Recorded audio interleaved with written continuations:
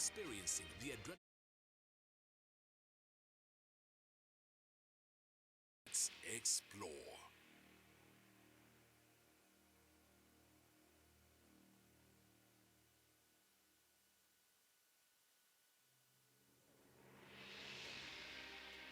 There are moments in our lives that live forever. Moments like witnessing the thunderous call of a natural wonder, or experiencing the roar of the wilderness as its residents come to life, and the lively slither of a river teeming with untamed wildlife. There are moments in our lives that live forever. Moments like experiencing the adrenaline rush of close encounters with nature's thrills. The exquisite indulgence of luxurious treats kissed by the radiance of the African sky. The rhythmic movement of a people in celebration, whose tranquility and peace touch the hearts of those they encounter. There are moments in our lives that live forever. Many of them begin here. Zambia, one destination, a million adventures. Zambia, let's explore.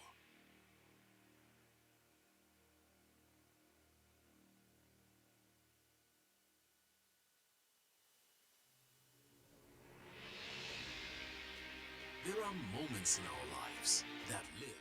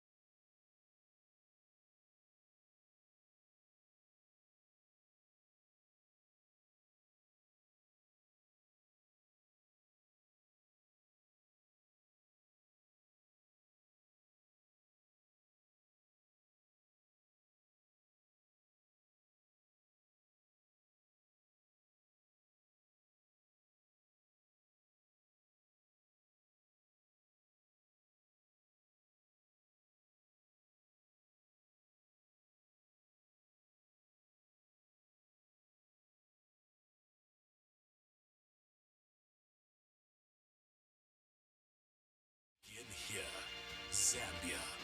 One destination, a million adventures. Zambia. Let's explore.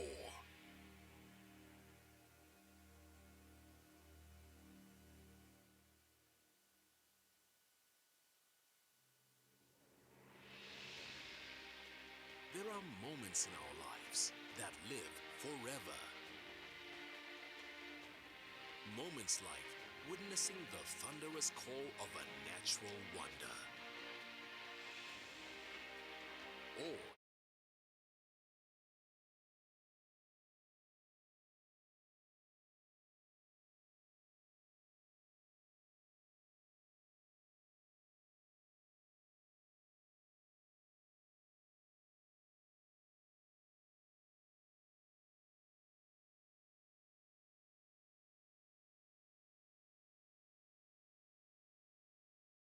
close encounters with nature's thrills.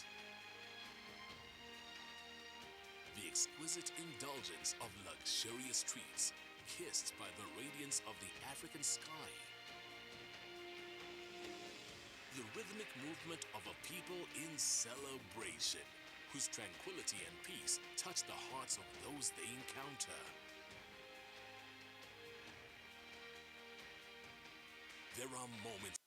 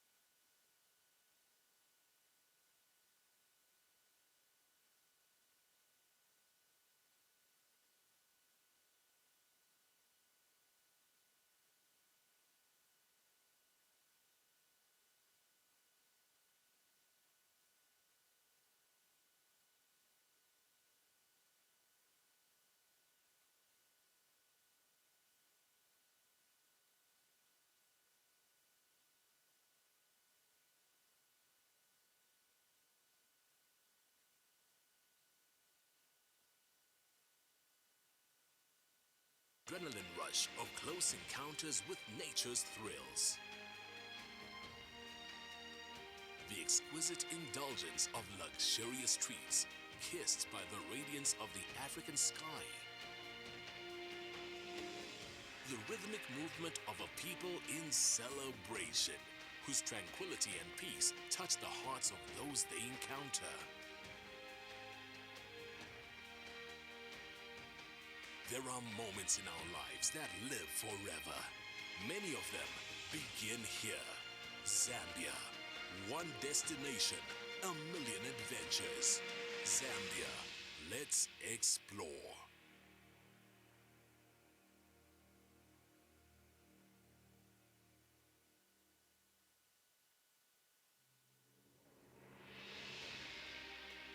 There are moments in our lives that live forever. Moments like witnessing the thunderous call of a natural wonder, or experiencing the roar of the wilderness as its residents come to life, and the lively slither of a river teeming with untamed wildlife. There are moments in our lives that live forever. Moments like experiencing the adrenaline rush of close encounters with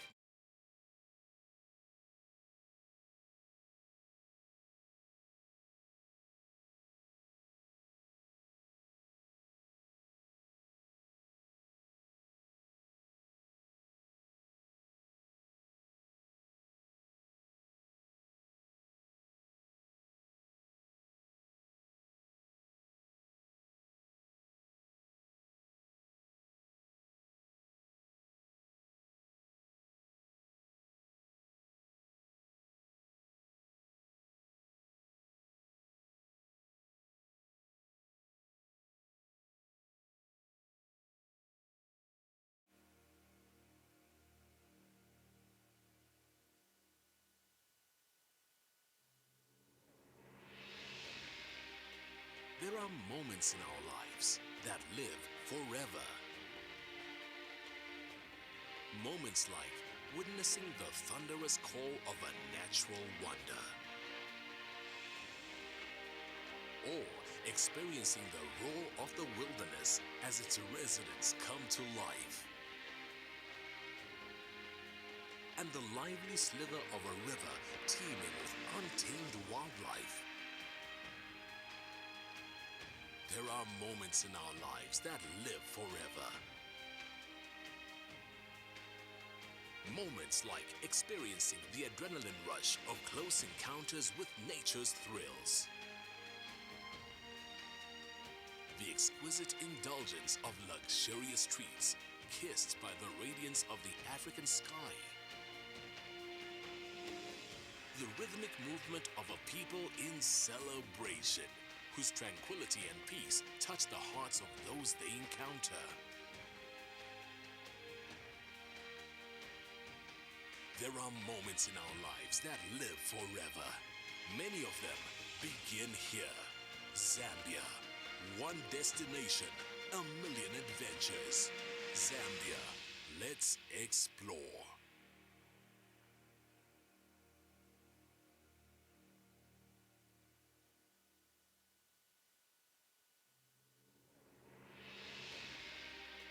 There are moments in our lives that live forever. Moments like witnessing the thunderous call of a natural wonder,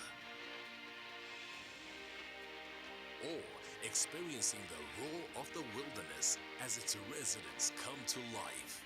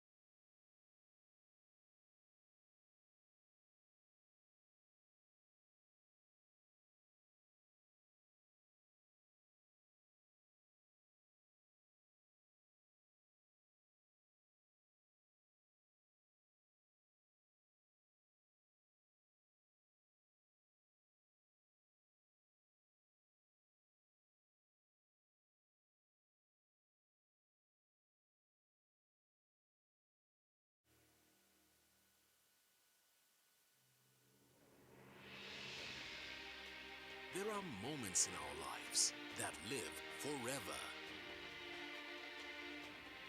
Moments like witnessing the thunderous call of a natural wonder, or experiencing the roar of the wilderness as its residents come to life, and the lively slither of a river teeming with untamed wildlife. There are moments in our lives that live forever. Moments like experiencing the adrenaline rush of close encounters with nature's thrills. The exquisite indulgence of luxurious treats kissed by the radiance of the African sky. The rhythmic movement of a people in celebration, whose tranquility and peace touch the hearts of those they encounter. There are moments in our lives that live forever. Many of them begin here. Zambia, one destination, a million adventures. Zambia, let's explore.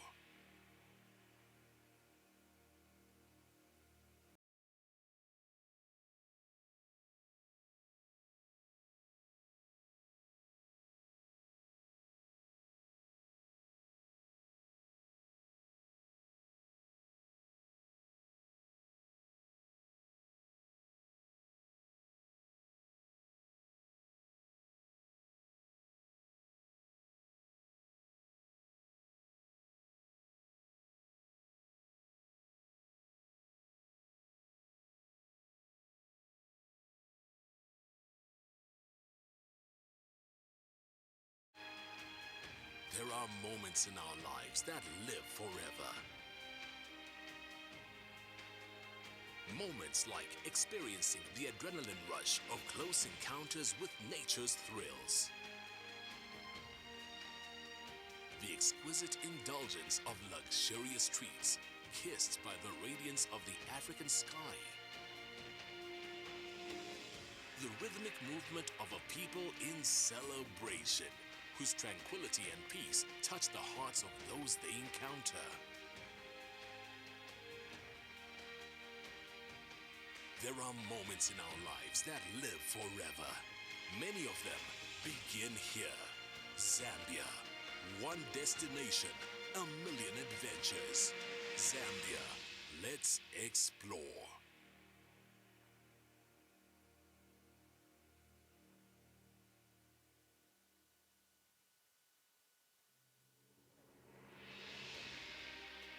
There are moments in our lives that live forever. Moments like witnessing the thunderous call of a natural wonder, or experiencing the roar of the wilderness as its residents come to life, and the lively slither of a river teeming with untamed wildlife. There are moments in our lives that live forever. Moments like experiencing the adrenaline rush of close encounters with nature's thrills.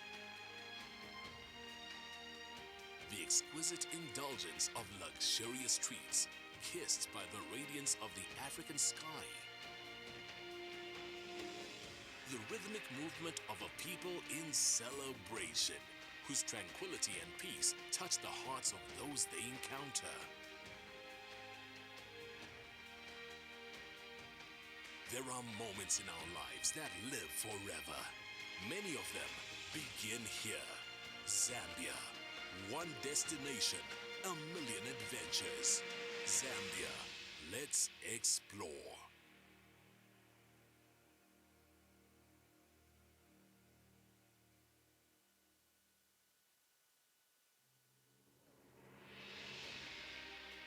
There are moments in our lives that live forever.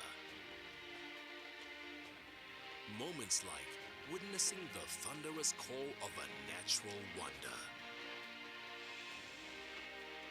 or experiencing the roar of the wilderness as its residents come to life. And the lively slither of a river teeming with untamed wildlife. There are moments in our lives that live forever.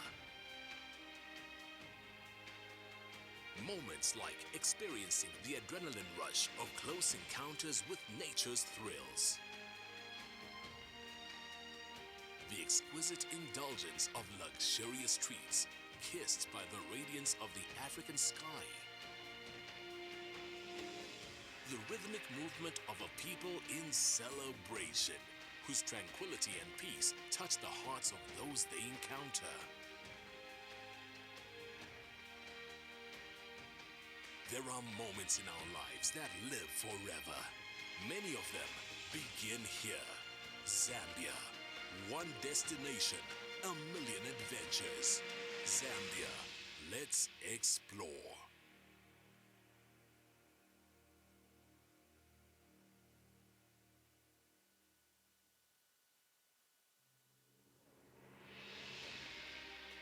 There are moments in our lives that live forever. Moments like witnessing the thunderous call of a natural wonder, or experiencing the roar of the wilderness as its residents come to life, and the lively slither of a river teeming with untamed wildlife. There are moments in our lives that live forever.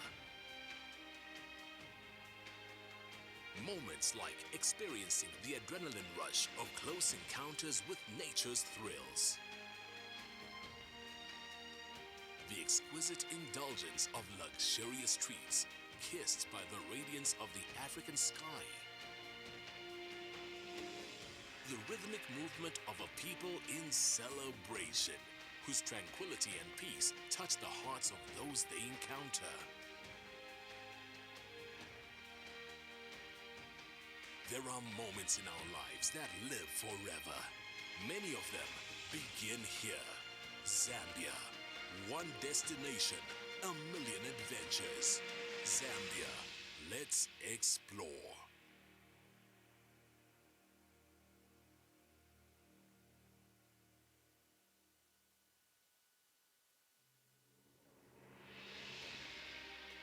There are moments in our lives that live forever. Moments like witnessing the thunderous call of a natural wonder, or experiencing the roar of the wilderness as its residents come to life, and the lively slither of a river teeming with untamed wildlife. There are moments in our lives that live forever. Moments like experiencing the adrenaline rush of close encounters with nature's thrills. The exquisite indulgence of luxurious treats kissed by the radiance of the African sky. The rhythmic movement of a people in celebration, whose tranquility and peace touch the hearts of those they encounter. There are moments in our lives that live forever. Many of them begin here. Zambia, one destination, a million adventures. Zambia, let's explore.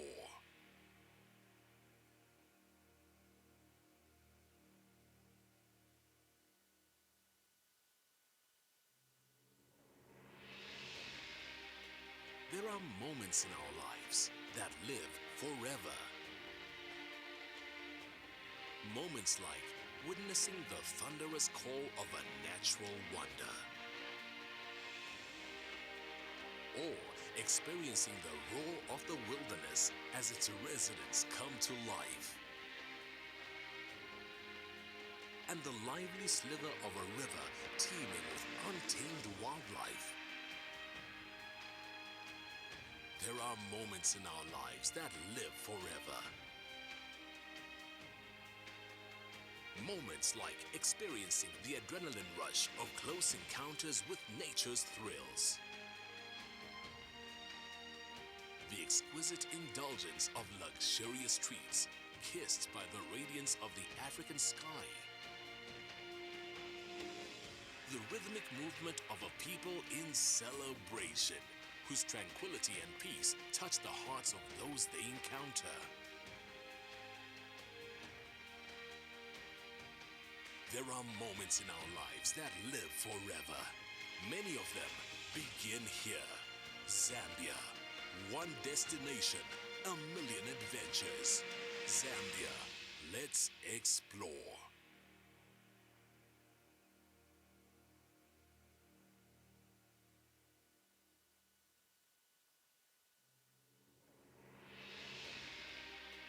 There are moments in our lives that live forever. Moments like witnessing the thunderous call of a natural wonder, or experiencing the roar of the wilderness as its residents come to life, and the lively slither of a river teeming with untamed wildlife. There are moments in our lives that live forever. Moments like experiencing the adrenaline rush of close encounters with nature's thrills. The exquisite indulgence of luxurious treats kissed by the radiance of the African sky. The rhythmic movement of a people in celebration, whose tranquility and peace touch the hearts of those they encounter. There are moments in our lives that live forever. Many of them begin here. Zambia, one destination, a million adventures. Zambia, let's explore.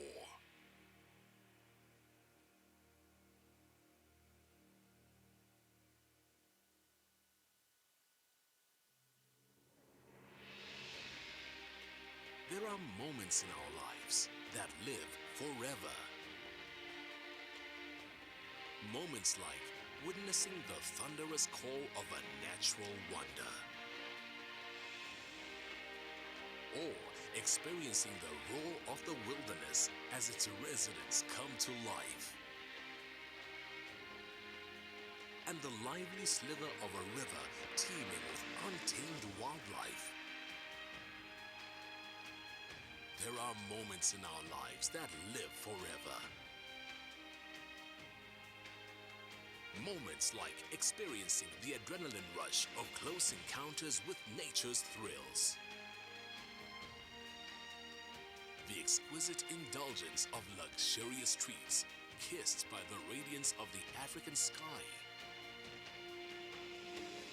The rhythmic movement of a people in celebration, whose tranquility and peace touch the hearts of those they encounter. There are moments in our lives that live forever. Many of them begin here. Zambia, one destination, a million adventures. Zambia, let's explore.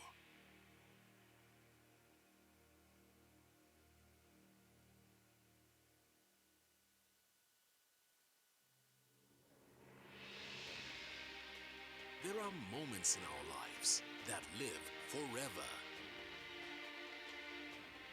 Moments like witnessing the thunderous call of a natural wonder, or experiencing the roar of the wilderness as its residents come to life, and the lively slither of a river teeming with untamed wildlife. There are moments in our lives that live forever. Moments like experiencing the adrenaline rush of close encounters with nature's thrills. The exquisite indulgence of luxurious treats, kissed by the radiance of the African sky. The rhythmic movement of a people in celebration, whose tranquility and peace touch the hearts of those they encounter. There are moments in our lives that live forever. Many of them begin here. Zambia, one destination, a million adventures. Zambia, let's explore.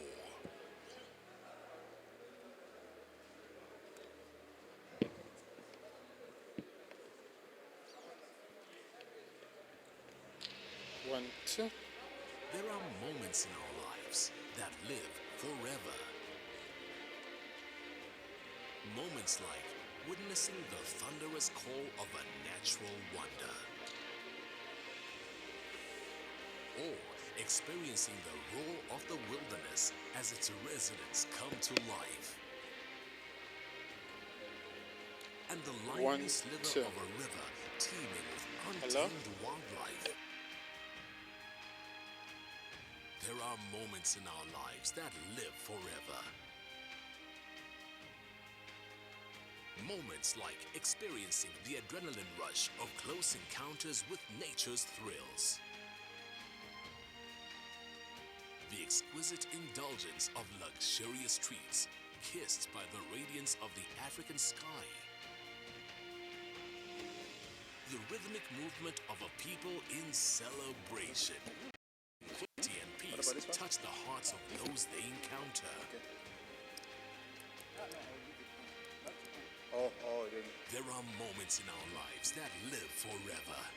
Many of them begin here. Zambia, one destination, a million adventures. Zambia, let's explore.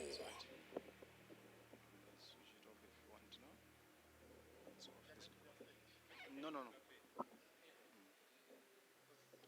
Just There are moments in our lives that live forever.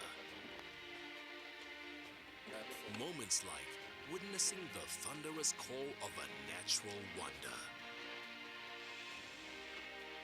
or experiencing the roar of the wilderness as its residents come to life, and the lively slither of a river teeming with untamed wildlife. There are moments in our lives that live forever. Moments like experiencing the adrenaline rush of close encounters with nature's thrills. The exquisite indulgence of luxurious treats, kissed by the radiance of the African sky. The rhythmic movement of a people in celebration, whose tranquility and peace touch the hearts of those they encounter. There are moments in our lives that live forever. Many of them begin here. Zambia, one destination, a million adventures. Zambia, let's explore.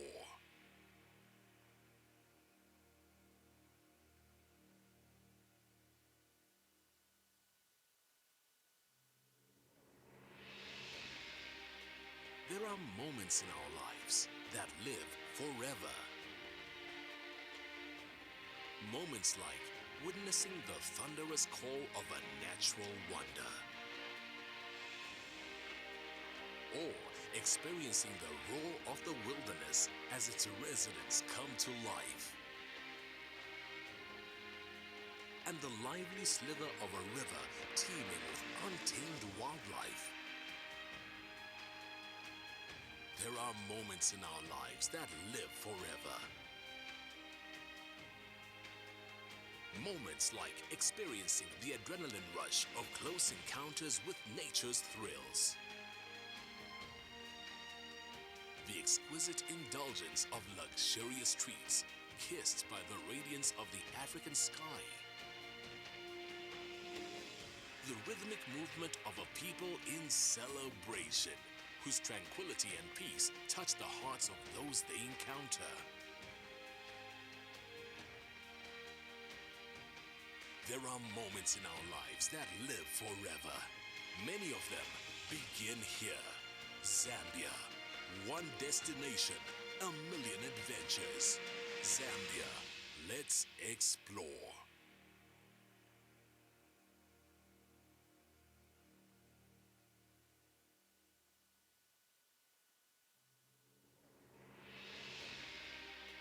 There are moments in our lives that live forever. Moments like witnessing the thunderous call of a natural wonder, or experiencing the roar of the wilderness as its residents come to life, and the lively slither of a river teeming with untamed wildlife. There are moments in our lives that live forever. Moments like experiencing the adrenaline rush of close encounters with nature's thrills.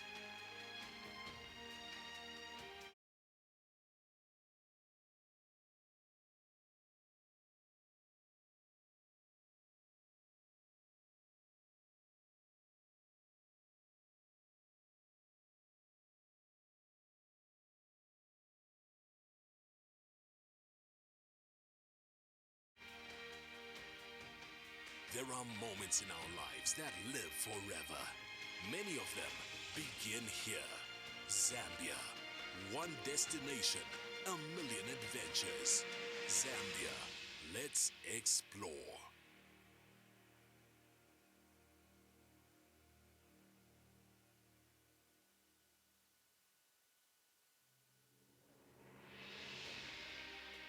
There are moments in our lives that live forever.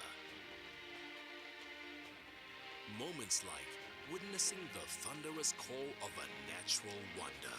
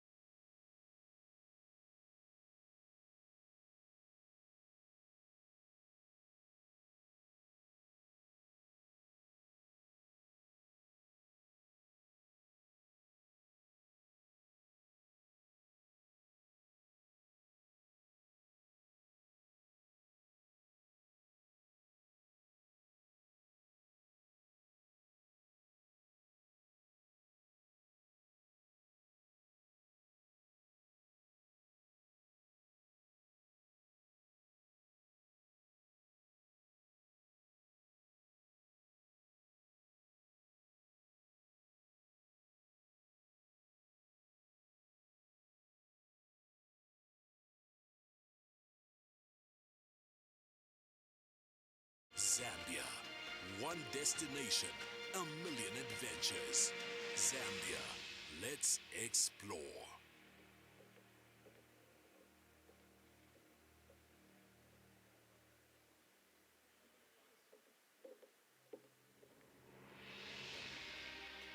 There are moments in our lives that live forever. Moments like witnessing the thunderous call of a natural wonder, or experiencing the roar of the wilderness as its residents come to life, and the lively slither of a river teeming with untamed wildlife. There are moments in our lives that live forever. Moments like experiencing the adrenaline rush of close encounters with nature's thrills. The exquisite indulgence of luxurious treats, kissed by the radiance of the African sky. The rhythmic movement of a people in celebration, whose tranquility and peace touch the hearts of those they encounter. There are moments in our lives that live forever. Many of them begin here. Zambia, one destination, a million adventures. Zambia, let's explore.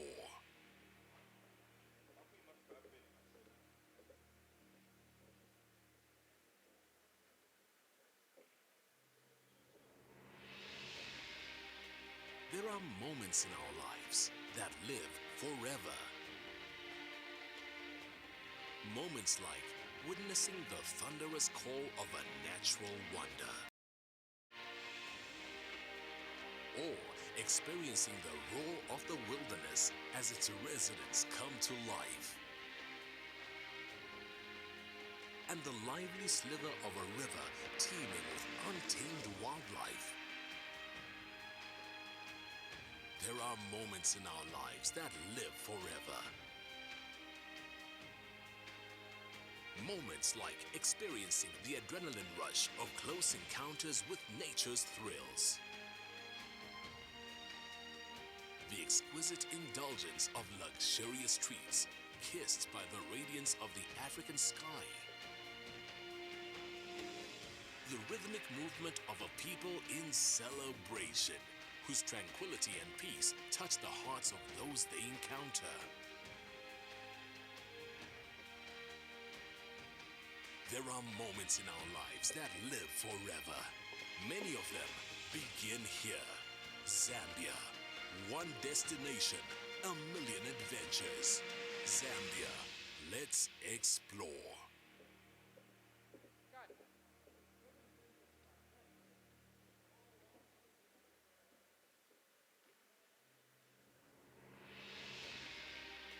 There are moments in our lives that live forever. Moments like witnessing the thunderous call of a natural wonder, or experiencing the roar of the wilderness as its residents come to life, and the lively slither of a river teeming with untamed wildlife. There are moments in our lives that live forever. Moments like experiencing the adrenaline rush of close encounters with nature's thrills. The exquisite indulgence of luxurious treats, kissed by the radiance of the African sky. The rhythmic movement of a people in celebration, whose tranquility and peace touch the hearts of those they encounter. There are moments in our lives that live forever. Many of them begin here. Zambia, one destination, a million adventures. Zambia, let's explore.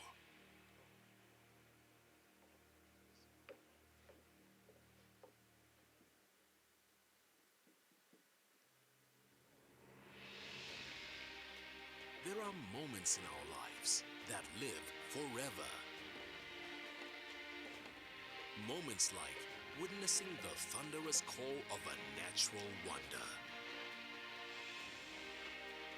or experiencing the roar of the wilderness as its residents come to life, and the lively slither of a river teeming with untamed wildlife. There are moments in our lives that live forever. Moments like experiencing the adrenaline rush of close encounters with nature's thrills. The exquisite indulgence of luxurious treats kissed by the radiance of the African sky. The rhythmic movement of a people in celebration, whose tranquility and peace touch the hearts of those they encounter. There are moments in our lives that live forever. Many of them begin here. Zambia, one destination, a million adventures.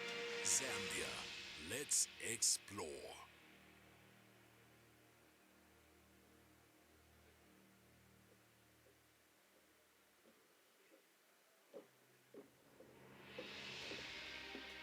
There are moments in our lives that live forever. Moments like witnessing the thunderous call of a natural wonder, or experiencing the roar of the wilderness as its residents come to life, and the lively slither of a river teeming with untamed wildlife. There are moments in our lives that live forever. Moments like experiencing the adrenaline rush of close encounters with nature's thrills. The exquisite indulgence of luxurious treats kissed by the radiance of the African sky. The rhythmic movement of a people in celebration, whose tranquility and peace touch the hearts of those they encounter. There are moments in our lives that live forever. Many of them begin here. Zambia, one destination, a million adventures. Zambia, let's explore.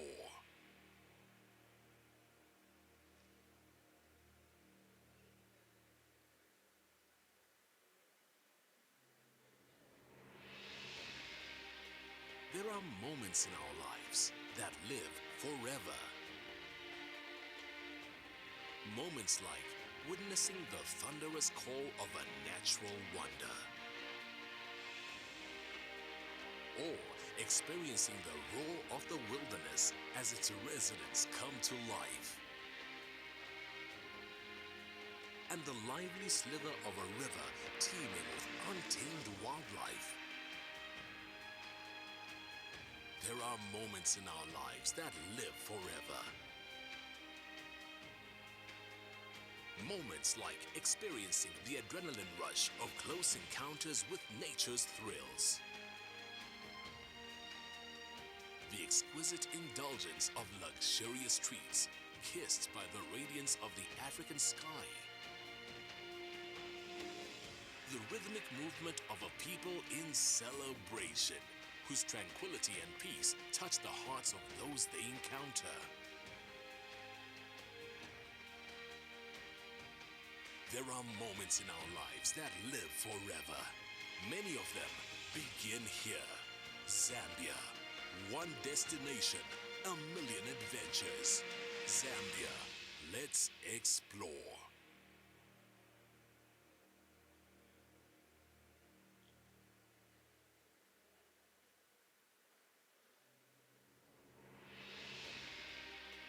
There are moments in our lives that live forever. Moments like witnessing the thunderous call of a natural wonder, or experiencing the roar of the wilderness as its residents come to life. And the lively slither of a river teeming with untamed wildlife. There are moments in our lives that live forever. Moments like experiencing the adrenaline rush of close encounters with nature's thrills. The exquisite indulgence of luxurious treats kissed by the radiance of the African sky. The rhythmic movement of a people in celebration, whose tranquility and peace touch the hearts of those they encounter. There are moments in our lives that live forever. Many of them begin here. Zambia, one destination, a million adventures. Zambia, let's explore.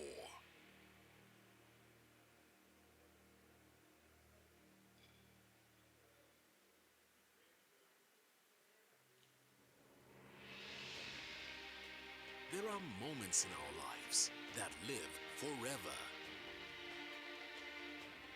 Moments like witnessing the thunderous call of a natural wonder. Or experiencing the roar of the wilderness as its residents come to life. And the lively slither of a river teeming with untamed wildlife. There are moments in our lives that live forever. Moments like experiencing the adrenaline rush of close encounters with nature's thrills. The exquisite indulgence of luxurious treats kissed by the radiance of the African sky.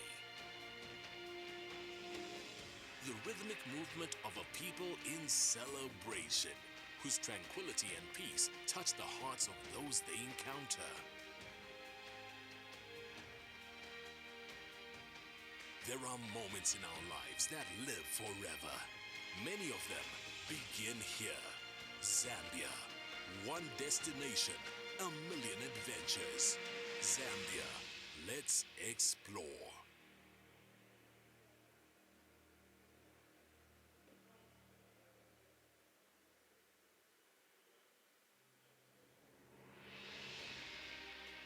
There are moments in our lives that live forever. Moments like witnessing the thunderous call of a natural wonder. Or experiencing the roar of the wilderness as its residents come to life. And the lively slither of a river teeming with untamed wildlife. There are moments in our lives that live forever. Moments like experiencing the adrenaline rush of close encounters with nature's thrills. The exquisite indulgence of luxurious treats kissed by the radiance of the African sky. The rhythmic movement of a people in celebration, whose tranquility and peace touch the hearts of those they encounter. There are moments in our lives that live forever. Many of them begin here. Zambia, one destination, a million adventures. Zambia, let's explore.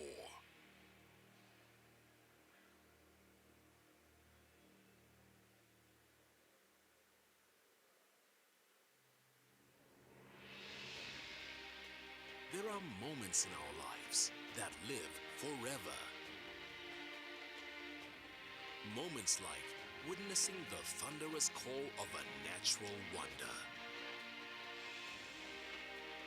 Or experiencing the roar of the wilderness as its residents come to life. And the lively slither of a river teeming with untamed wildlife. There are moments in our lives that live forever. Moments like experiencing the adrenaline rush of close encounters with nature's thrills. The exquisite indulgence of luxurious treats kissed by the radiance of the African sky. The rhythmic movement of a people in celebration, whose tranquility and peace touch the hearts of those they encounter. There are moments in our lives that live forever. Many of them begin here. Zambia, one destination, a million adventures. Zambia, let's explore.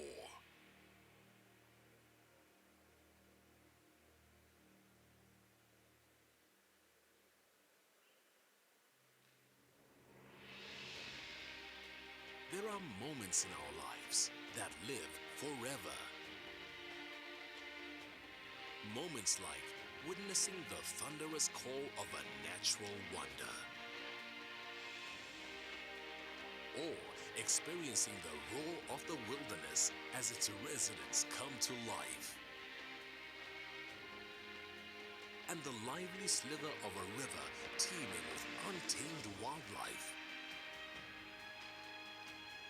There are moments in our lives that live forever.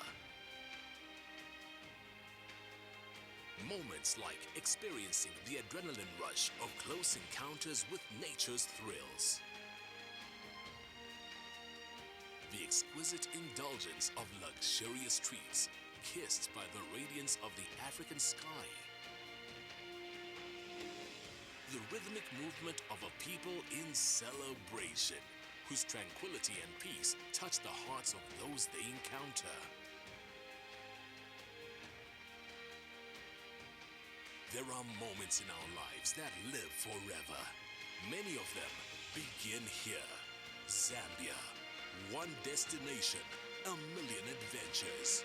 Zambia, let's explore.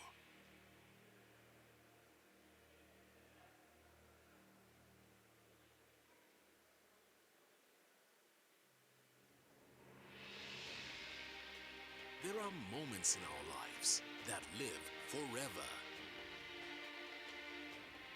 Moments like witnessing the thunderous call of a natural wonder, or experiencing the roar of the wilderness as its residents come to life, and the lively slither of a river teeming with untamed wildlife. There are moments in our lives that live forever. Moments like experiencing the adrenaline rush of close encounters with nature's thrills. The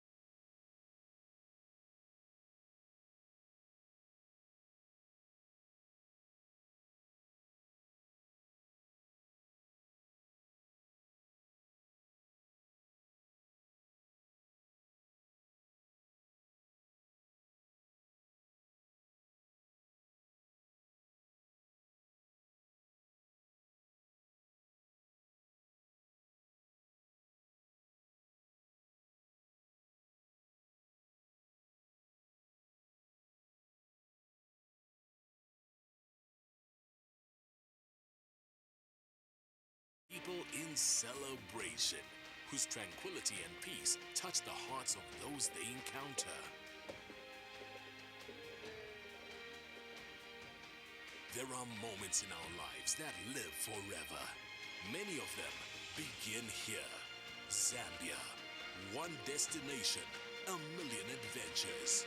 Zambia, let's explore.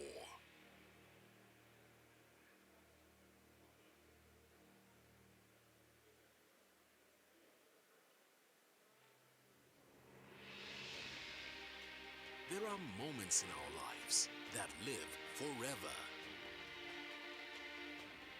Moments like witnessing the thunderous call of a natural wonder, or experiencing the roar of the wilderness as its residents come to life, and the lively slither of a river teeming with untamed wildlife. There are moments in our lives that live forever. Moments like experiencing the adrenaline rush of close encounters with nature's thrills. The exquisite indulgence of luxurious treats kissed by the radiance of the African sky. The rhythmic movement of a people in celebration, whose tranquility and peace touch the hearts of those they encounter. There are moments in our lives that live forever. Many of them begin here. Zambia, one destination, a million adventures. Zambia, let's explore.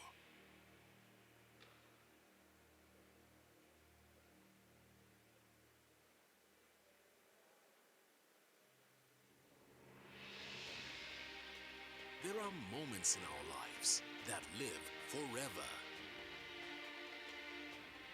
Moments like witnessing the thunderous call of a natural wonder, or experiencing the roar of the wilderness as its residents come to life, and the lively slither of a river teeming with untamed wildlife. There are moments in our lives that live forever. Moments like experiencing the adrenaline rush of close encounters with nature's thrills. The exquisite indulgence of luxurious treats kissed by the radiance of the African sky. The rhythmic movement of a people in celebration, whose tranquility and peace touch the hearts of those they encounter. There are moments in our lives that live forever. Many of them begin here. Zambia, one destination, a million adventures. Zambia, let's explore.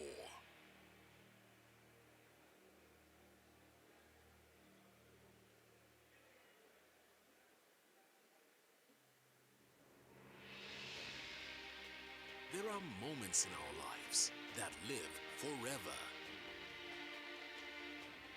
Moments like witnessing the thunderous call of a natural wonder, or experiencing the roar of the wilderness as its residents come to life,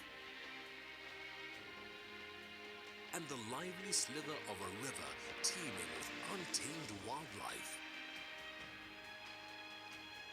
There are moments in our lives that live forever. Moments like experiencing the adrenaline rush of close encounters with nature's thrills. The exquisite indulgence of luxurious treats kissed by the radiance of the African sky. The rhythmic movement of a people in celebration, whose tranquility and peace touch the hearts of those they encounter. There are moments in our lives that live forever.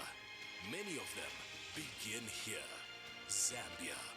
One destination, a million adventures. Zambia. Let's explore.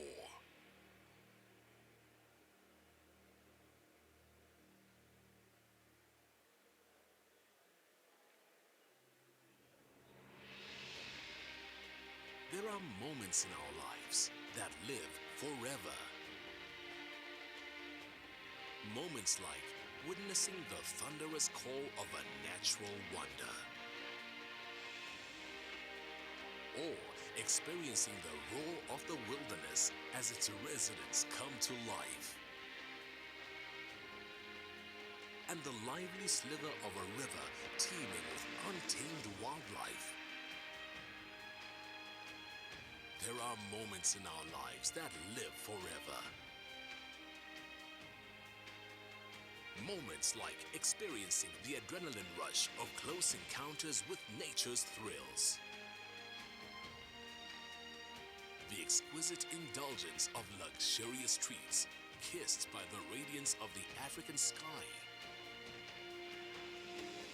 The rhythmic movement of a people in celebration, whose tranquility and peace touch the hearts of those they encounter. There are moments in our lives that live forever. Many of them begin here. Zambia. One destination, a million adventures. Zambia. Let's explore.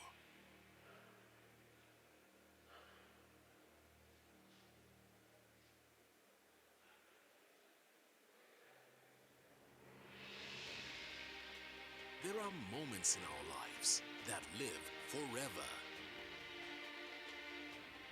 Moments like witnessing the thunderous call of a natural wonder,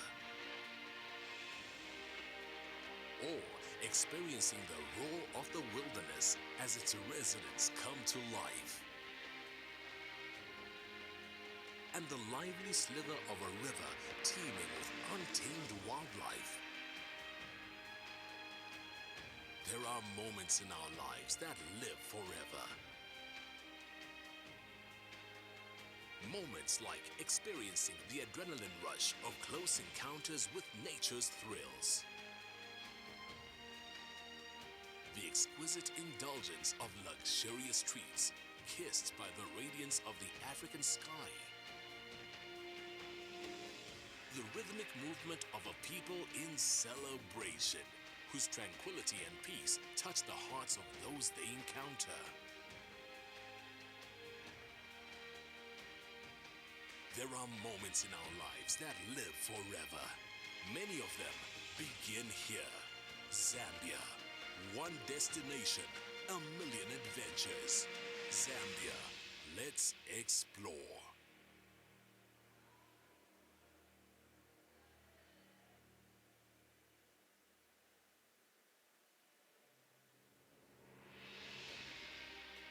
There are moments in our lives that live forever. Moments like witnessing the thunderous call of a natural wonder, or experiencing the roar of the wilderness as its residents come to life, and the lively slither of a river teeming with untamed wildlife. There are moments in our lives that live forever. Moments like experiencing the adrenaline rush of close encounters with nature's thrills. The exquisite indulgence of luxurious treats kissed by the radiance of the African sky. The rhythmic movement of a people in celebration, whose tranquility and peace touch the hearts of those they encounter. There are moments in our lives that live forever. Many of them begin here. Zambia. One destination, a million adventures. Zambia. Let's explore.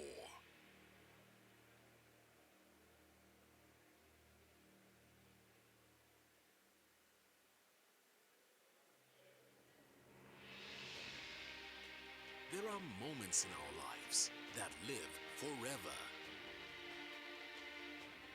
Moments like witnessing the thunderous call of a natural wonder, or experiencing the roar of the wilderness as its residents come to life, and the lively slither of a river teeming with untamed wildlife. There are moments in our lives that live forever.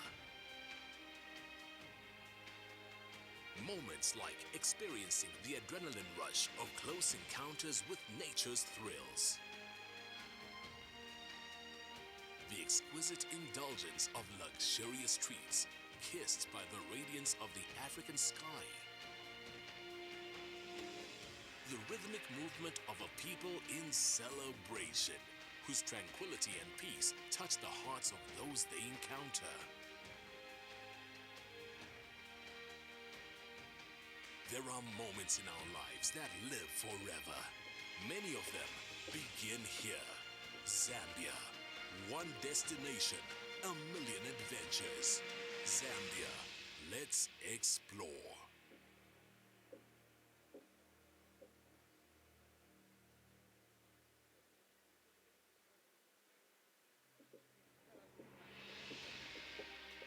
There are moments in our lives that live forever.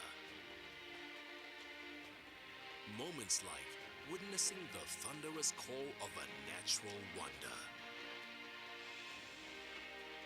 or experiencing the roar of the wilderness as its residents come to life, and the lively slither of a river teeming with untamed wildlife. There are moments in our lives that live forever. Moments like experiencing the adrenaline rush of close encounters with nature's thrills. The exquisite indulgence of luxurious treats kissed by the radiance of the African sky. The rhythmic movement of a people in celebration, whose tranquility and peace touch the hearts of those they encounter. There are moments in our lives that live forever. Many of them begin here. Zambia, one destination, a million adventures. Zambia, let's explore.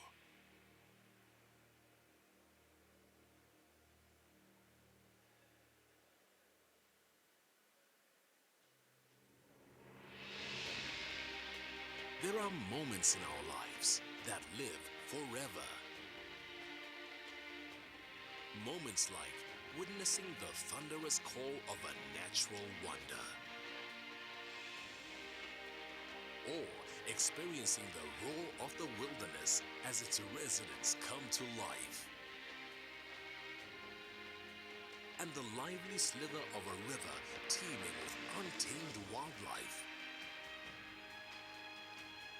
There are moments in our lives that live forever. Moments like experiencing the adrenaline rush of close encounters with nature's thrills. The exquisite indulgence of luxurious treats kissed by the radiance of the African sky. The rhythmic movement of a people in celebration, whose tranquility and peace touch the hearts of those they encounter. There are moments in our lives that live forever. Many of them begin here. Zambia, one destination, a million adventures. Zambia, let's explore.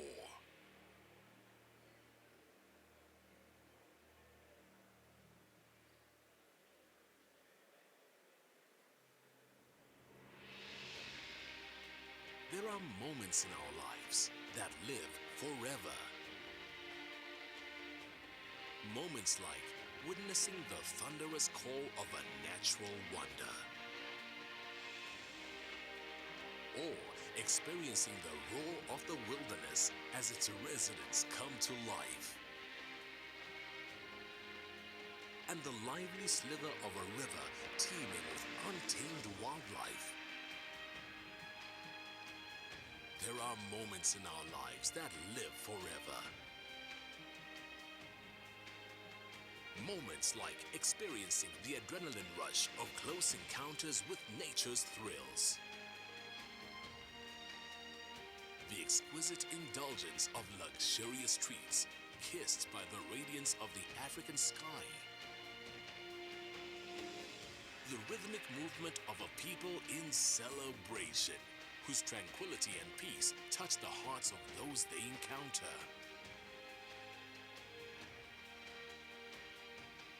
There are moments in our lives that live forever. Many of them begin here.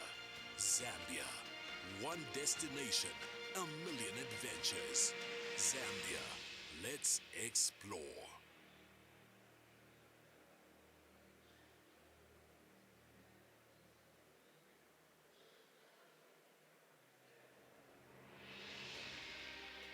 There are moments in our lives that live forever. Moments like witnessing the thunderous call of a natural wonder, or experiencing the roar of the wilderness as its residents come to life, and the lively slither of a river teeming with untamed wildlife. There are moments in our lives that live forever. Moments like experiencing the adrenaline rush of close encounters with nature's thrills. The exquisite indulgence of luxurious treats kissed by the radiance of the African sky. The rhythmic movement of a people in celebration, whose tranquility and peace touch the hearts of those they encounter. There are moments in our lives that live forever. Many of them begin here. Zambia, one destination, a million adventures. Zambia, let's explore.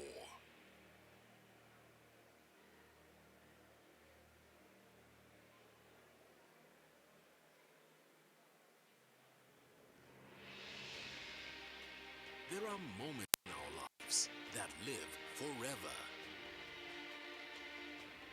Moments like witnessing the thunderous call of a natural wonder, or experiencing the roar of the wilderness as its residents come to life, and the lively slither of a river teeming with untamed wildlife. There are moments in our lives that live forever. Moments like experiencing the adrenaline rush of close encounters with nature's thrills. The exquisite indulgence of luxurious treats kissed by the radiance of the African sky. The rhythmic movement of a people in celebration, whose tranquility and peace touch the hearts of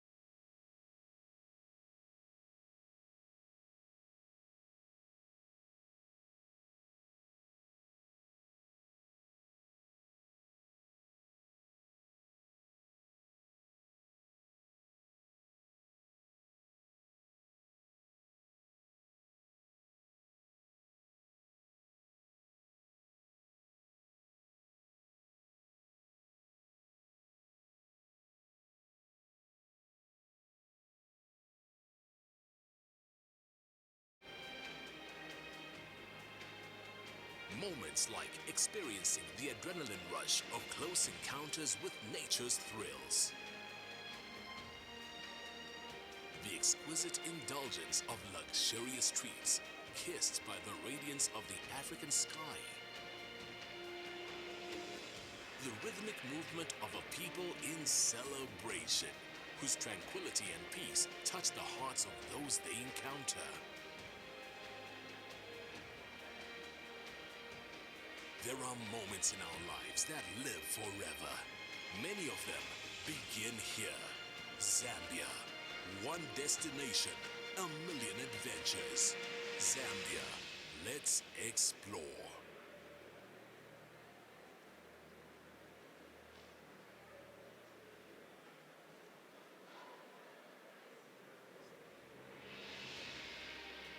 There are moments in our lives that live forever. Moments like witnessing the thunderous call of a natural wonder, or experiencing the roar of the wilderness as its residents come to life, and the lively slither of a river teeming with untamed wildlife. There are moments in our lives that live forever. Moments like experiencing the adrenaline rush of close encounters with nature's thrills. The exquisite indulgence of luxurious treats, kissed by the radiance of the African sky. The rhythmic movement of a people in celebration, whose tranquility and peace touch the hearts of those they encounter. There are moments in our lives that live forever. Many of them begin here. Zambia, one destination, a million adventures. Zambia, let's explore.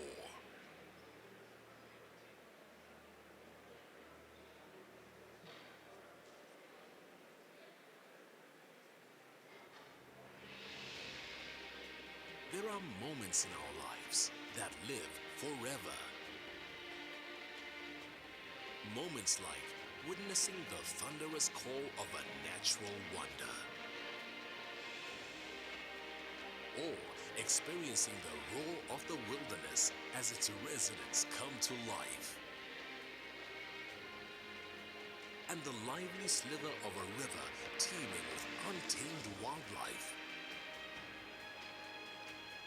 There are moments in our lives that live forever. Moments like experiencing the adrenaline rush of close encounters with nature's thrills. The exquisite indulgence of luxurious treats, kissed by the radiance of the African sky. The rhythmic movement of a people in celebration, whose tranquility and peace touch the hearts of those they encounter. There are moments in our lives that live forever. Many of them begin here. Zambia, one destination, a million adventures. Zambia, let's explore.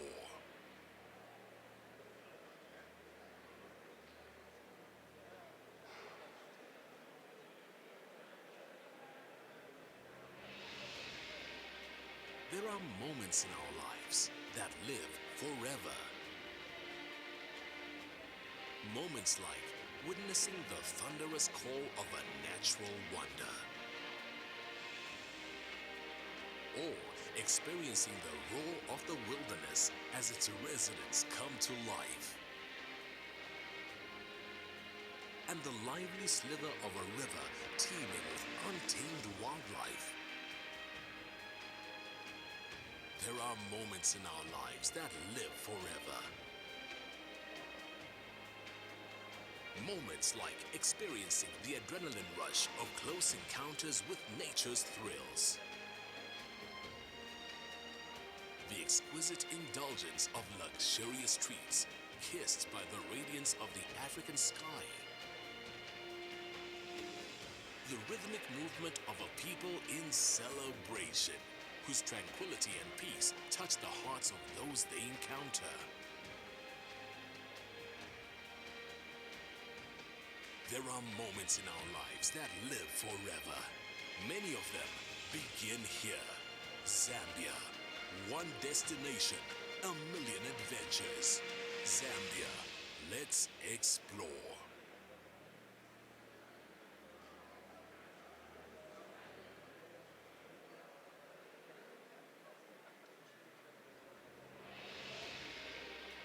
There are moments in our lives that live forever. Moments like witnessing the thunderous call of a natural wonder, or experiencing the roar of the wilderness as its residents come to life,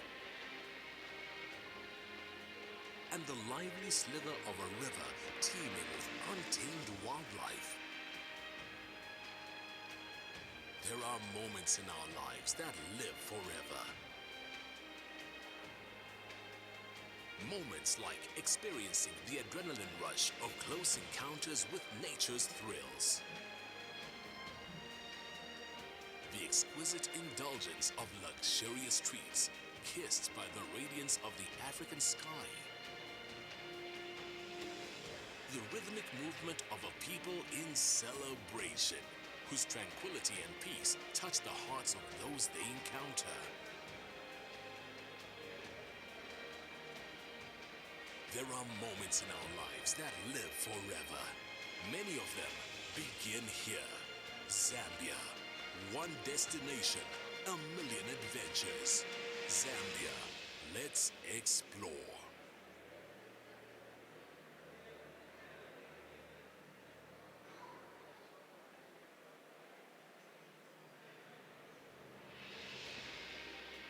There are moments in our lives that live forever. Moments like witnessing the thunderous call of a natural wonder, or experiencing the roar of the wilderness as its residents come to life, and the lively slither of a river teeming with untamed wildlife. There are moments in our lives that live forever. Moments like experiencing the adrenaline rush of close encounters with nature's thrills. The exquisite indulgence of luxurious treats, kissed by the radiance of the African sky. The rhythmic movement of a people in celebration, whose tranquility and peace touch the hearts of those they encounter. There are moments in our lives that live forever. Many of them begin here. Zambia, one destination, a million adventures. Zambia, let's explore.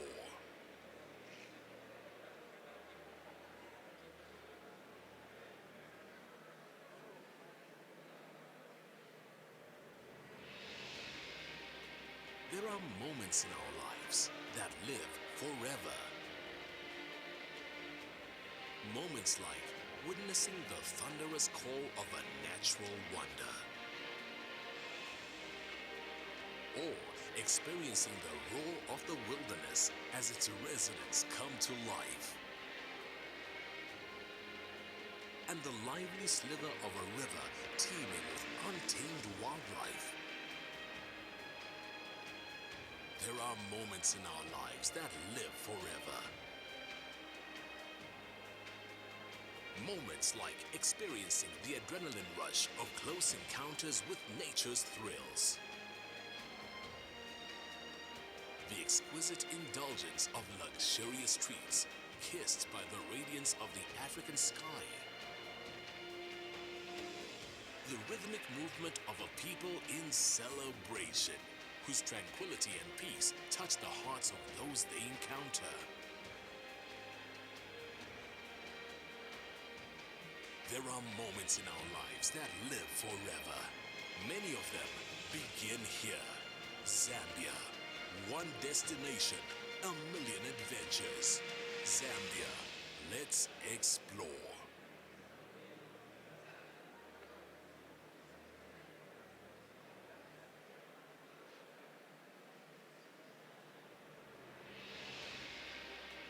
There are moments in our lives that live forever.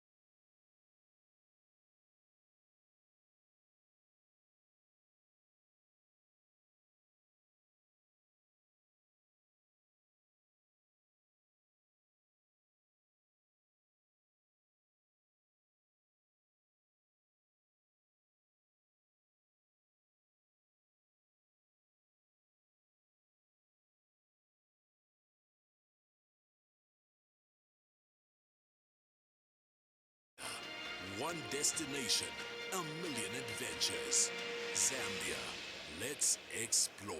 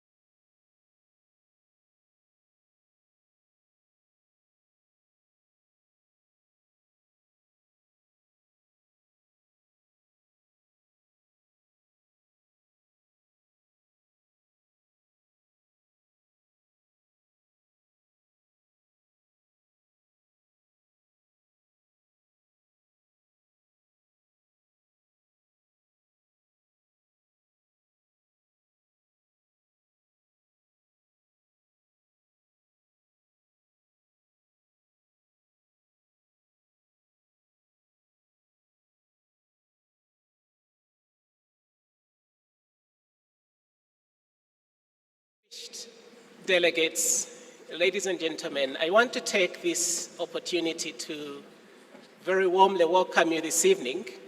But before the official opening, I just want to very briefly introduce myself. I'm Michael Makanga, the Executive Director for the European and Developing Countries Clinical Trials Partnership. And I'll be moderating this session. The guest of honor for this evening is His Excellency the President of the Republic of Zambia, and he will be coming in shortly. Protocol requires us that when the President comes in, we all stand up to receive him, but we remain standing until we've finished with the national anthem and the prayer that will follow. And when he's seated, we all sit, and we'll begin the meeting. Thank you very much.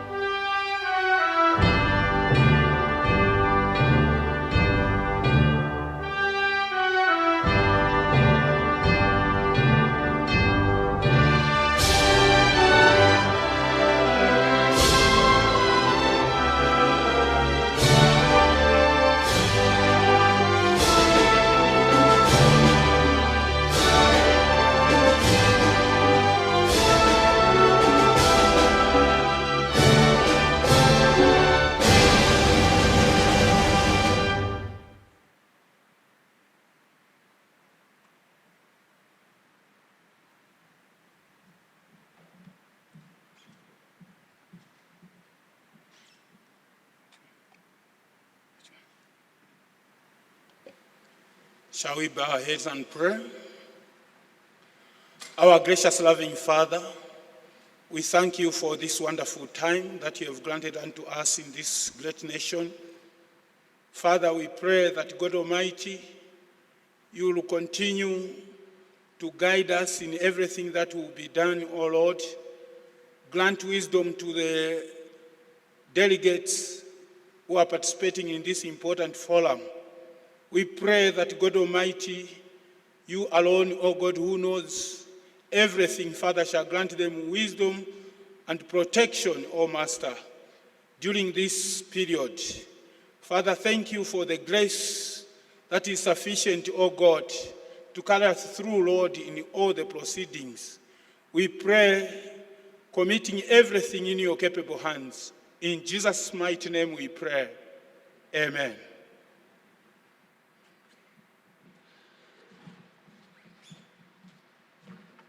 Thank you very much, Chaplain. You may sit.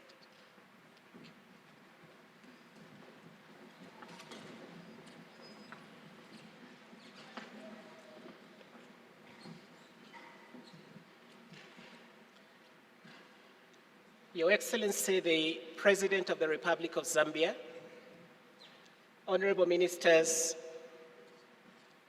Honorable Deputy Minister, members of the diplomatic mission here present, distinguished Zambian guests, distinguished representatives of the EDCTP participating states, the European Commission, esteemed stakeholders, dear participants, ladies and gentlemen, I want to take this opportunity to very warmly welcome you to the 8th EDCTP Forum that is being hosted here in Lusaka, Zambia. This is indeed this is a very opportune moment when we are having our 8th forum being opened for the first time by the head of state, which really shows the very committedness, high committedness of the Republic of Zambia to the partnership. We really appreciate this. And I was reminded that the Republic of Zambia, following independence, was named after the great river Zambezi, which is the 4th largest river in the world. This is the river that runs on the boundary between Zambia and Zimbabwe. And one unique thing about this river is that it unites 6 countries, which is really resonates very well with the concept of unity of purpose. And this is what EDCTP is about, bringing research and generating research results for the purpose of addressing the problems that affect us most. Without taking much time at this stage, because I'll be giving my welcome address, I want to welcome the Culture Performance Group to give us a flavor of what Zambia is about. Welcome the Performance Group. Thank you.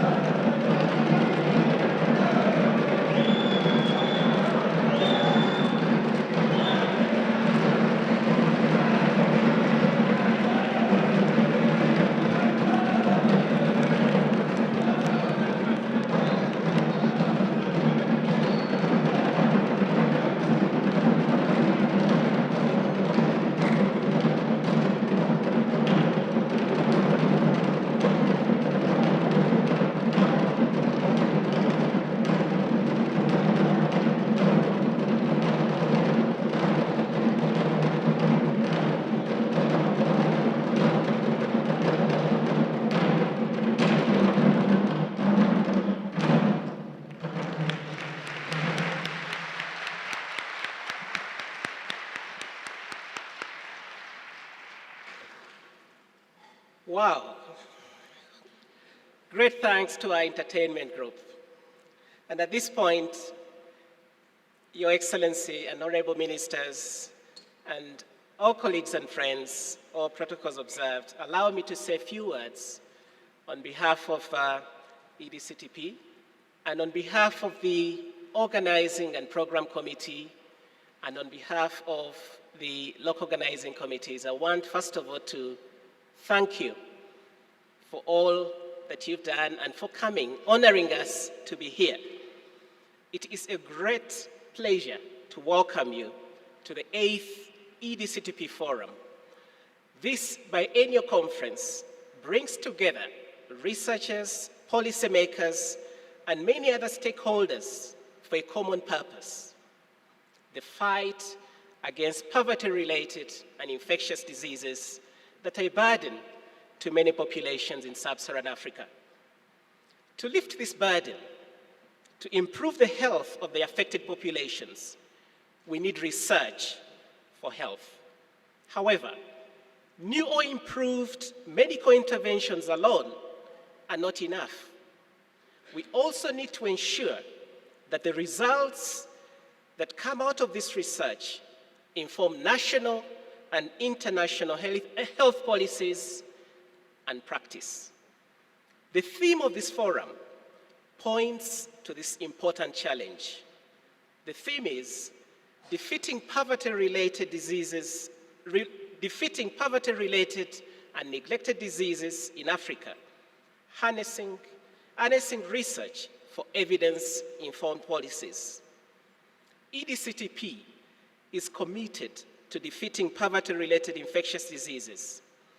We aim to do this by investing in collaborative clinical research, research capacity development, and product-related implementation research in sub-Saharan Africa.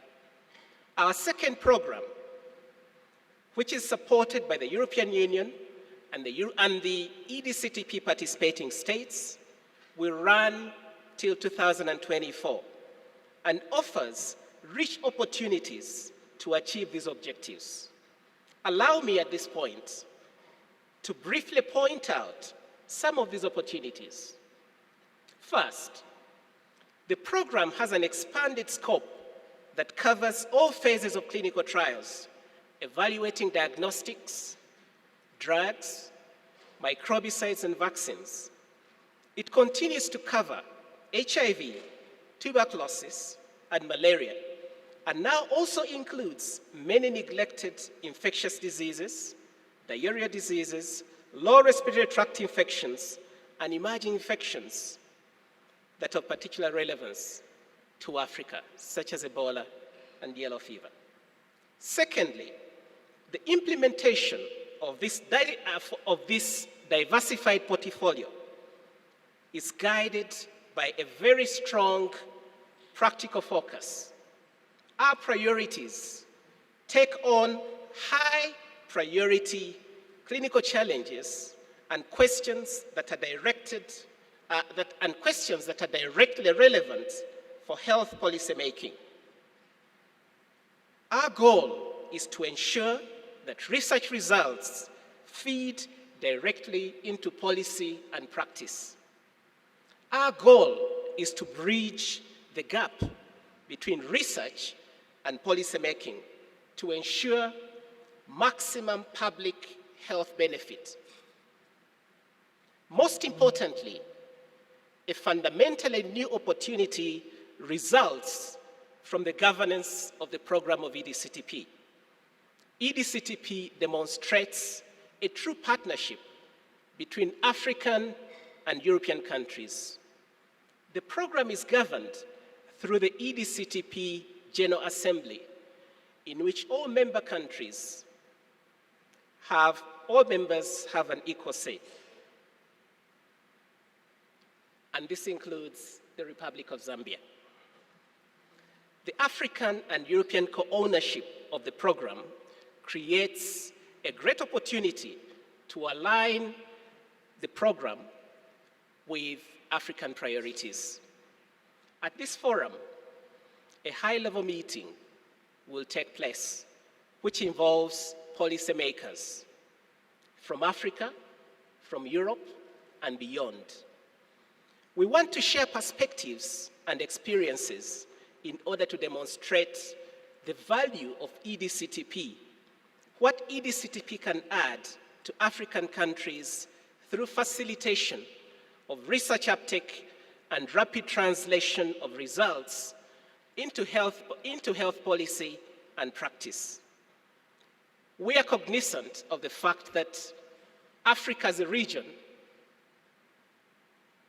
is not short of policies, but are the existing policies based on sound research, and are they used? This is what we'd like to address. EDCTP takes pride in promoting the power of sharing applied science. This includes the generation of evidence and the promotion of the translation of research findings into policy and practice.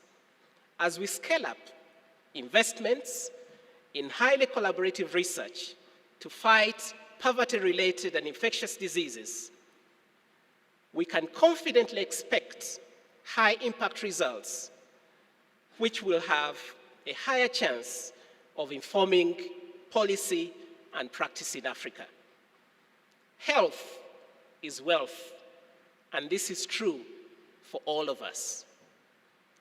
This forum, with its many stakeholders, reflects the global interconnectedness, and I wish all of you to have a very memorable conference in Lusaka, and I trust that you'll find this forum both informative and inspiring, and an opportunity of sharing science. Thank you very much.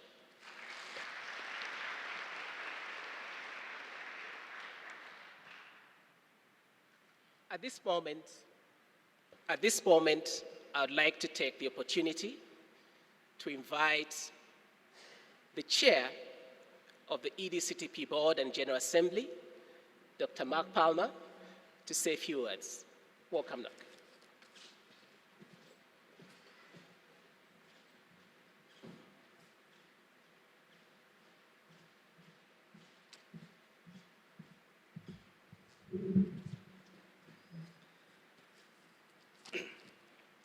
Honourable Minister,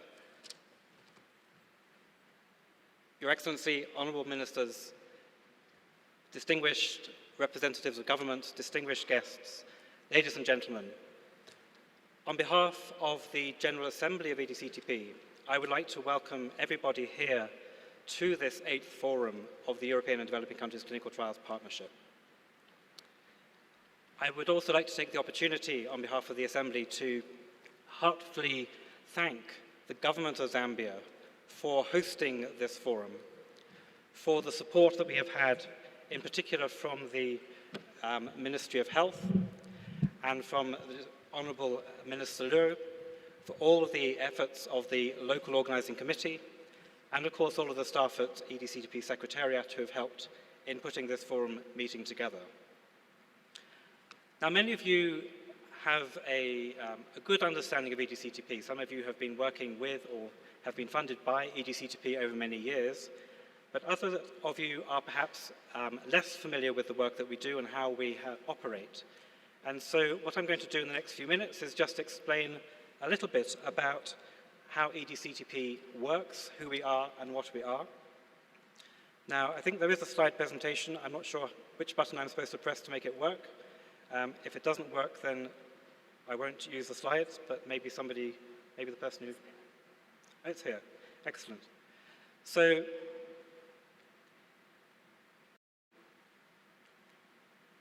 I don't know whether I can move the slides on from here, whether I'm pointing in the right direction.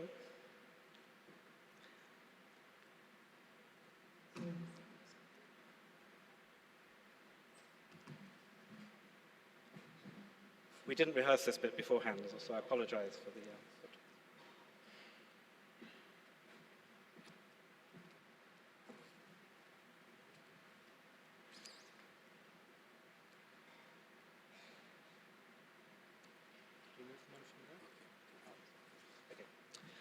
So we'll move the slides on manually from the side. The genesis of EDCTP goes back to the start of the millennium, to the setting up of the Millennium Development Goals, and a desire in Europe to try and think about what contribution we could make to the Millennium Development Goals, and recognizing actually that there was something of a gap in investing in new products to try and tackle the poverty-related diseases, particularly infectious diseases. And so the European Commission worked together with governments in Europe to identify a mechanism whereby we could both put money together to work and integrate health research in Europe to try and have a greater impact against poverty-related diseases.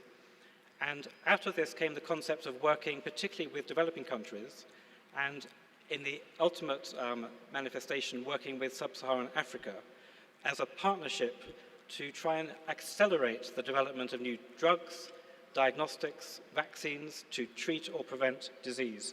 And as Michael said, in the first program, we focused on HIV, TB, and malaria. Well, if I could have the next slide, we have now completed the first program of EDCTP, which ran from 2003 to 2015. And in 2014, we launched the second phase of EDCTP. We had a launch event in Cape Town in December 2014. And this is a new program that is going to run for 10 years with substantial funding from the European Commission, something in the order of just under 700 million euros that will be matched by contributions from the participating states. Now, what's particularly different about this partnership in the second phase, again, Michael mentioned this, is that it is now a true partnership between the African and European countries. By changing the legal structure of EDCTP, we now enable the African partners to be legally represented on the Assembly.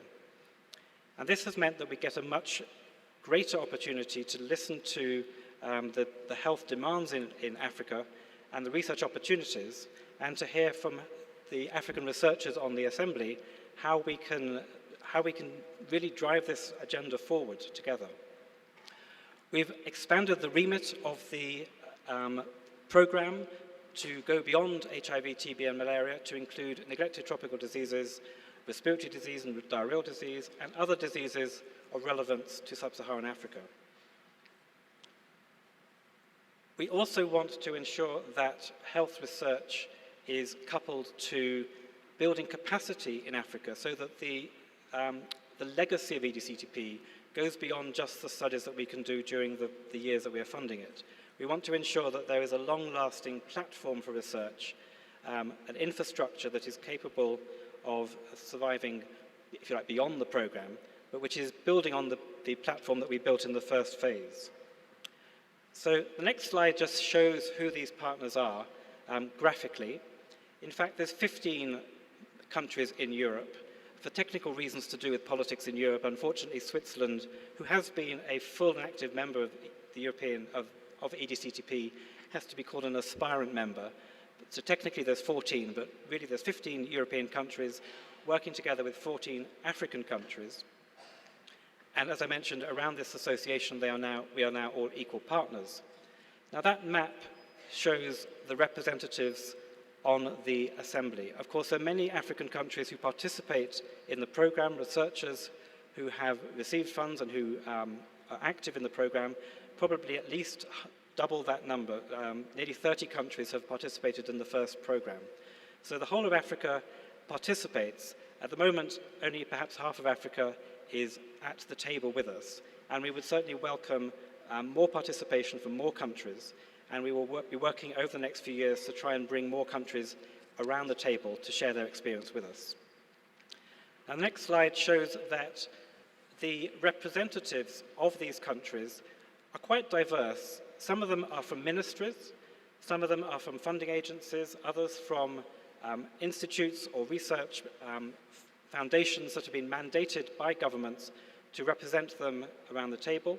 And that's true both in Europe, and the next slide shows also the participating members from Africa. And I think that this gives us a great diversity of opinion. We have perhaps more ministries represented, more ministries of health, departments of science and technology, but also research centers. So between us, we have a lot of diverse policy-related, research funding-related, research active perspectives on how to try and tackle these problems, which means that we have a robust and rich conversation at our General Assembly meetings. So I've mentioned the General Assembly a couple of times, and if I move to the next slide, I'll just show how the structure of EDCTP works. The General Assembly is, if you like, the ultimate decision-making body. It's where we discuss the finance, and it has representatives, as you've just seen, of all 29 countries. A smaller group of 5 members of the Assembly form a board, which enables us to move quite rapidly and responsively to issues that arise. And, of course, all the work of EDCTP is done by a secretariat. The secretariat is hosted both in The Hague, in the Netherlands, and in Cape Town, in South Africa. But the secretariat is the day-to-day engine that drives the EDCTP program forward. And I'd like to thank here everybody who works for the Secretariat, both in the Netherlands and in South Africa, for all the work that you do. It's a very hard task, actually, managing this huge program with this very large budget. We are a not-for-profit organization. We are essentially an independent legal private entity, but of course we are mandated by our governments to work together. And there are minimum contributions that we expect each government to meet in order to participate in this program. So if you like, the participating in the program is not for free, because we expect countries to be proactive in supporting the agenda of developing new products. And many of those contributions can be in kind and are being provided by countries through the research that they do. If I could have the next slide, please, which just tries to underline the word partnership in EDCTP. It's one of those acronyms that most people stumble over. It's a very long name, European and Developing Countries Clinical Trials Partnership. It tries to say a lot, but the key word there, I think, is partnership. Partnership not only between the European participating states in sub-Saharan Africa, the European Commission as our major funder, but also working with third parties in the private sector, product development partnerships, research institutions, international organizations, and the development agencies, who are very important to trying to ensure that the program that we are researching into has traction and gets into policy and practice. The program, of course, is not operating in isolation. There are many people globally working either as companies, private sector, or product development partners trying to develop new products. And there's many researchers trying to develop new products. There's many people doing clinical trials. Our role as a program is to try and facilitate the pipeline, if you like, of development through into testing the effectiveness of these interventions, bringing them into clinical testing, providing the evidence that may be used for or against the individual products, and hopefully developing a whole new suite of products that will have an impact on the burden of disease. But it means that we can't work in isolation. We have to work in partnership with the rest of the world, with the rest of those organizations that are developing products. And so engaging with other stakeholders is, of course, extremely important. And that's where a meeting like this, the EDCTP Forum, is so important. If I could have the next slide. The goals of a forum are really to provide a platform for dialogue, to bring together researchers who can discuss the latest state of the art for the research that they are interested in, to talk to other people about their problems, to see how those problems have been solved, to talk to people who perhaps have skills or experience that are not available in their own countries or in their own institutions, and to see how partnerships can be developed. It is important that in a program about partnerships that there is strong collaboration, both between the researchers, between the policymakers, between our ministries, and the public. We have to take the public with us in this program because, of course, it is the public who are going to be the main beneficiaries of the research that we do. But we want to ensure that at a meeting like this, all the stakeholders are engaged, and we hope that we've got a very good representation across all the different stakeholders I've just mentioned.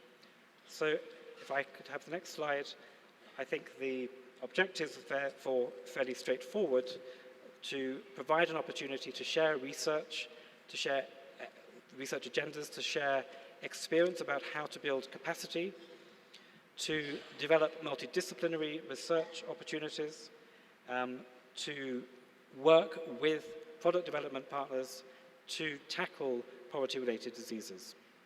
A meeting like this provides lots of networking opportunities.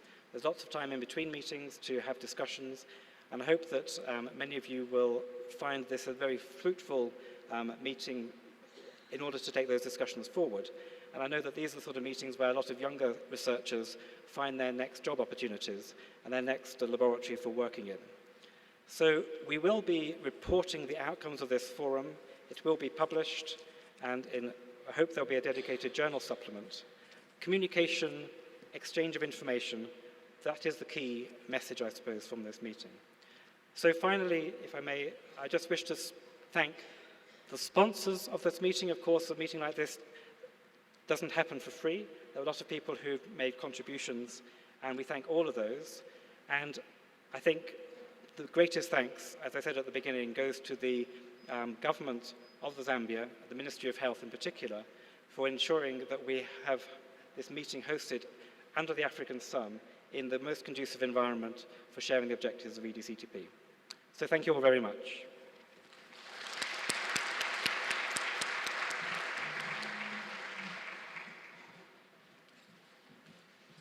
Thank you very much, Dr. Palmer. And at this time, I want to invite the European Commission representative, Dr. Lina Mathison, who is the head of unit for infectious diseases within the European Commission. Thank you very much.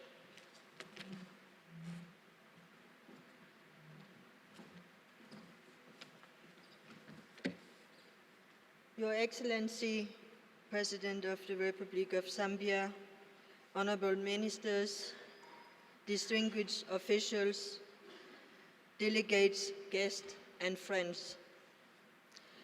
I'm pleased to welcome you on behalf of the European Commission to the 8th EDCTP Forum here in Lusaka.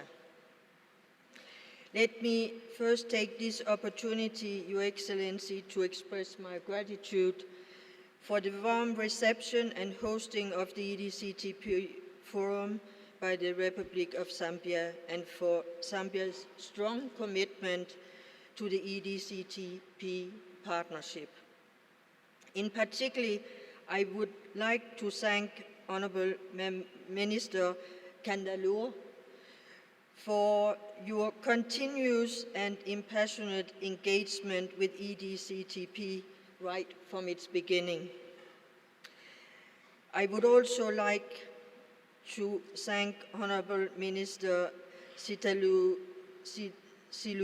Fia for your strong commitment and engagement in organizing this 8th EDCTP Forum here in Lusaka. It is a big pleasure to work with both of you in partnership. Since the EDCTP, the second EDCTP program was launched in 2014, the world has been faced with major epidemic outbreaks and with the fear that we wouldn't be able to cope with these challenges. The importance of global health has thus become a reality for many more people across our continents. But it has also become a bigger reality for the world community and its leaders, being it recently at the UN General Assembly, the G20, the G7, and the World Health Assembly. All these world communities has recognized the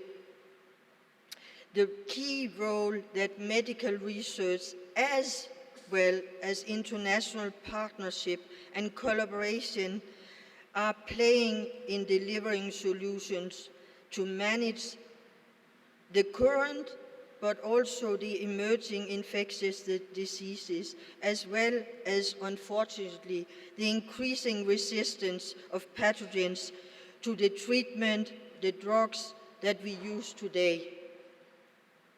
These developments make an even stronger case for the need of EDCTP partnership, a partnership between Africa and European countries.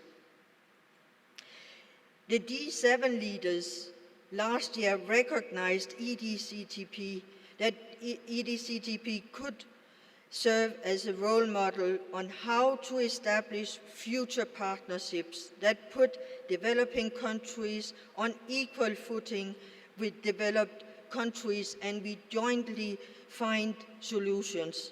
Because only by working together in partnership we will be able to solve the immense problems that are unfortunately in front of us. As you know, and was mentioned by the previous speakers, in the second phase of EDCTP, the African and the European countries have equal voice in its governance. I would like to urge you, dear African countries, to take advantage of this new equal partnership in EDCTP, to make use of your voice and inform the funding strategy of EDCTP program. This would allow you to make sure that your public health priorities is to be considered likewise, and that EDCTP becomes an integrated part of your own national research strategies. But EDCTP is also an opportunity for African countries to strengthen the collaboration between the African countries, so to strengthen the South-South collaboration, to build your capacities and leadership across your continent. Please use EDCTP. I'm very glad that the EDCTP Forum is back in Africa again. It is the place where we hope to see the impact of the EDCTP program becoming a reality.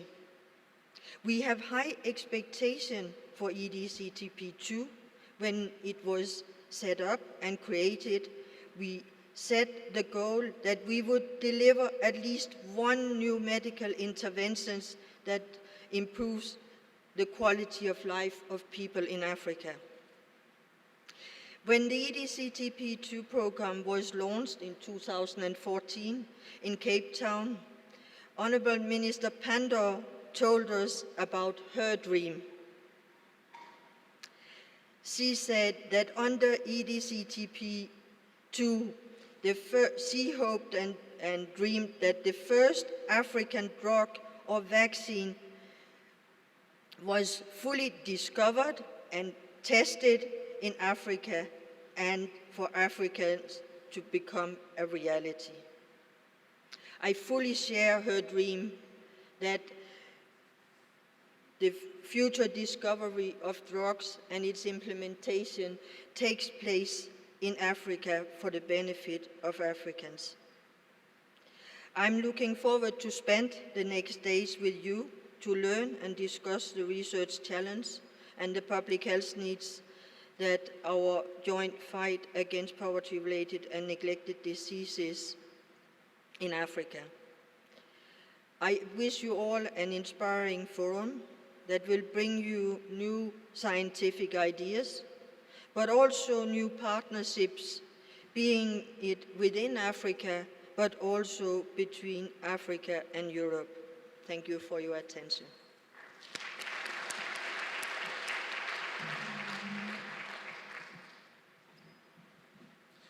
Thank you very much, Dr. Mathison, for the very inspiring words.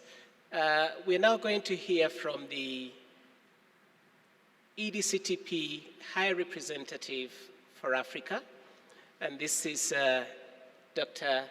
Leonardo Simao. Dr. Simao is a former Minister of Health and also former Minister of Foreign Affairs of Mozambique. And he's a man who is very committed to health in Africa. Dr. Simao, welcome.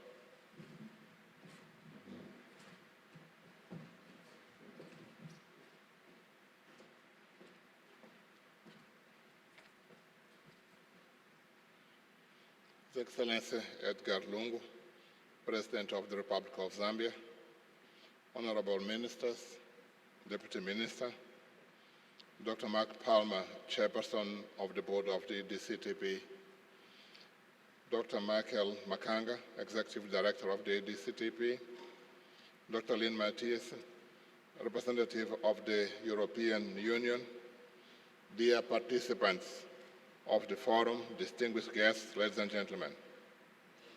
As a citizen of Mozambique, it gives me a great honor and pleasure to be in Zambia, the country of brothers and sisters who gave a much valuable contribution for the independence of my country. Therefore, each time I come to this beautiful and sister country, I feel very much at home, but I also see signs of continued social and economic progress, which shows that Zambian people continues its struggle for the uplift of its living standards. Mr. President, I have just started my duties as High Representative South of the EDCTP Association in succession of a great health professional, Dr. Pasquale Mukumbi, to whom I pay my homage. I'm excited for being associated with this unique initiative. Indeed, with my medical background and as a former Minister of Health, I'm acutely aware of the health challenges the African countries are faced with, but I'm also aware of the availability of global resources that can be mobilized to contribute to lower the burden of disease in our country. However, all of them require strong political commitment, hard work with a long-term perspective. Many studies and statistics show that in Africa we are going through two simultaneous transitions, namely a demographic transition and an epidemiological transition. In the demographic side, African societies are being dominated by a younger population, better educated and with better access to information than its predecessor a generation ago. The lifestyle of this young population poses new health challenges which need to be addressed, but also creates opportunities that should not be wasted. On the other hand, the epidemiological profile of our African countries continues to be dominated by infectious diseases, but we see more and more chronic diseases affecting our populations, in particular cardiovascular diseases, diabetes, and tumors. I accepted the challenge of being the High Representative of the EDCTP Association because I want to bring my humble but strongly committed contribution for a better health in Africa in close collaboration with my colleague from the North, Professor Marcel Turner. In my view, EDCTP represents a profound change in the international partnership paradigm in fighting diseases in Africa, especially infectious and neglected diseases. The change I'm referring to is translated by the combination of its long-term perspective with the program cycles of 10 years, training of scientists and researchers, as well as development of material conditions they need to carry out their projects. With the EDCTP programs, Africa is gradually moving away from a situation where foreign researchers come to the continent to do their studies in conditions specially created for them. After those studies, little was left behind in terms of lasting capacity. With its approach, EDCTP is helping to build that much needed lasting capacity in our countries. To my knowledge, this triple approach is unique to EDCTP, and that is why I said at the beginning of my remarks that I feel honored and excited to be part of this initiative. Therefore, I urge all African countries, institutions and other stakeholders in the continent to resolutely engage themselves in the EDCTP programs. We need to see this participation as an important component of our national development, as a wise investment in building a better future for our countries. By hosting the 8th EDCTP Forum, Zambia is showing a strong commitment in being a serious partner of the EDCTP. Mr. President, distinguished guests, I thank you for your kind attention.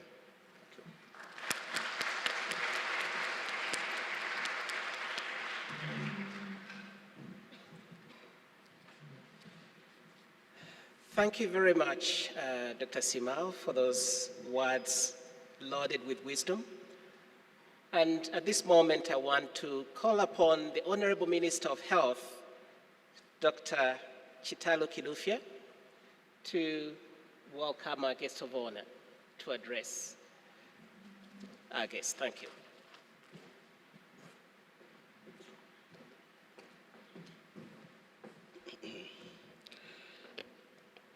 It is my distinct honor and rare privilege to invite His Excellency, the President of the Republic of Zambia, Mr. Edgar Chagwa Lungu, to address this forum. Your Excellency, sir.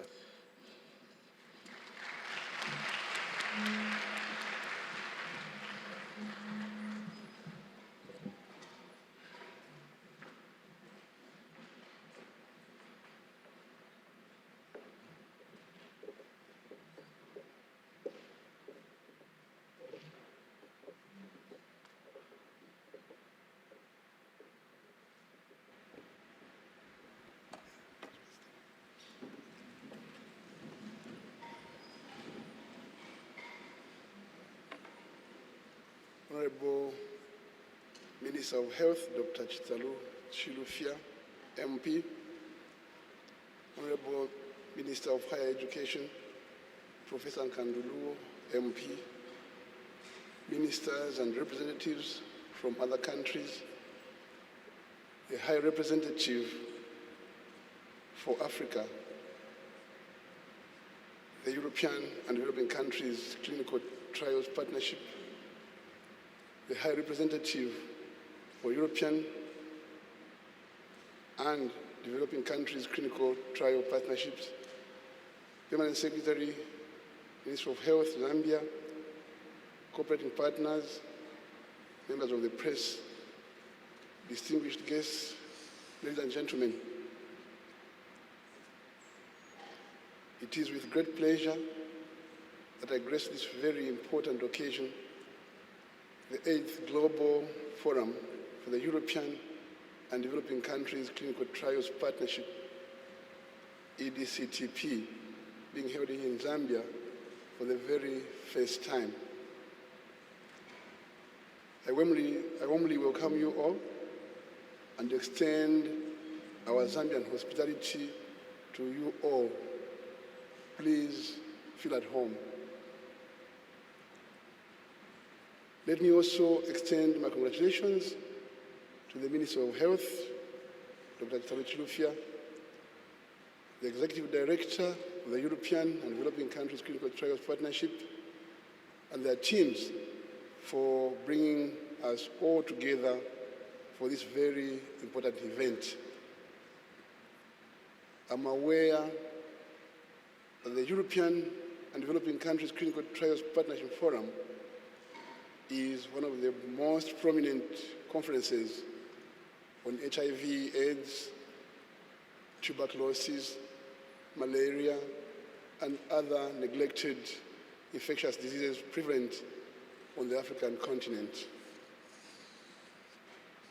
This forum provides an opportunity for dialogue and exchange of great ideas between and among scientists, policymakers, funders, donors, and global health advocates in the field of clinical development for effective and accessible interventions against poverty-related diseases.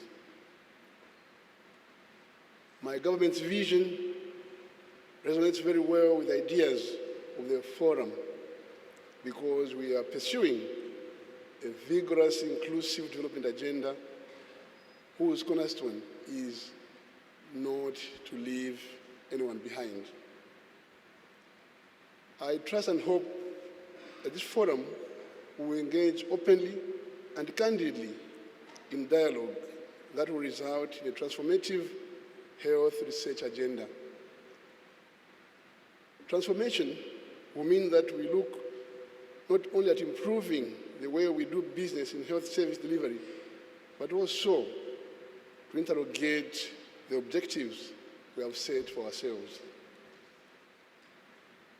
My challenge to this forum is that it should be the spear point for research aimed at bringing beneficial disruptive change in tackling poverty and disease in Africa. Whilst I'm delighted to officially open and host this forum, I'm equally heavily burdened by the reasons that creates the need for us to meet, which is Africa's burden of poverty and neglected diseases. Distinguished guests, ladies and gentlemen, you could have not chosen an opportune theme than the one you have chosen, which is defeating poverty-related and neglected diseases in Africa, harnessing research for evidence-informed policies.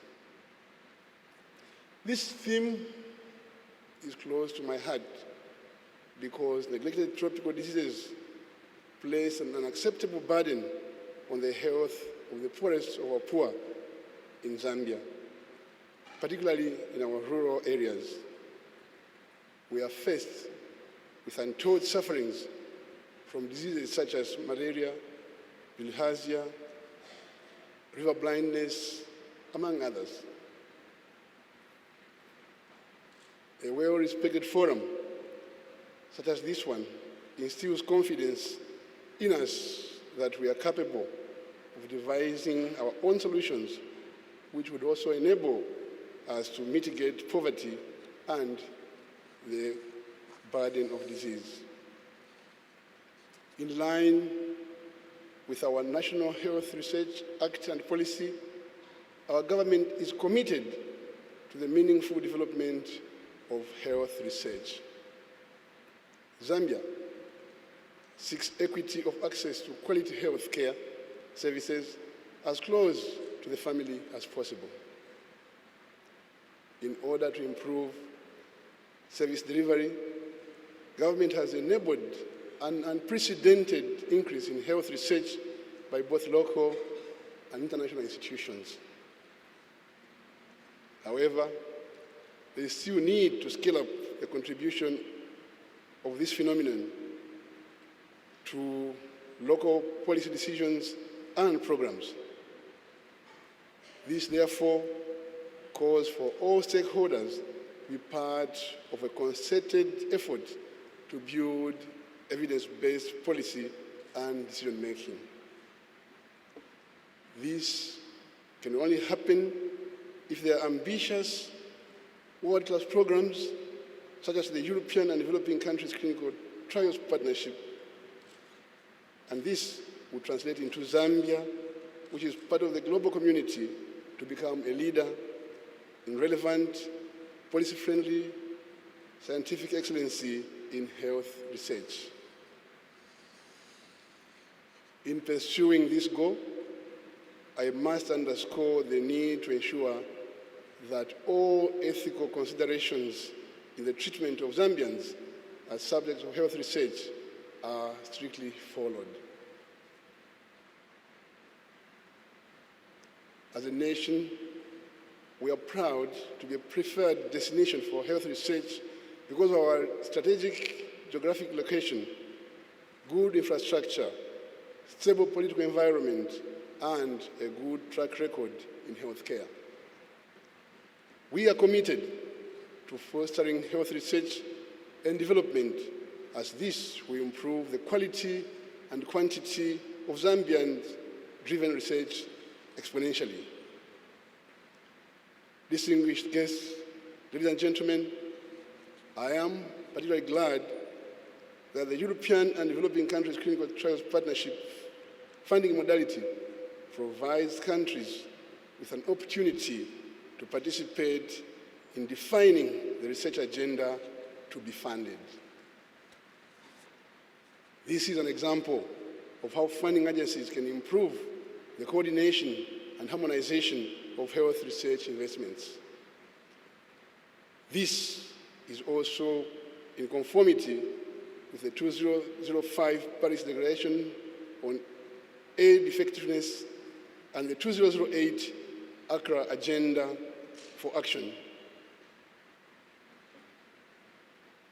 With this, country-level capacity and confidence in research is indeed expected to improve. I wish to conclude by reiterating my call for this forum to engage in transformative dialogue that will result in historical decisions to guide not only participating countries, but also define how we all do business. Posterity will judge us if we invest only for ourselves and not for our children's children. It is now my singular honor and privilege to officially declare this meeting open. Thank you, and God bless you all.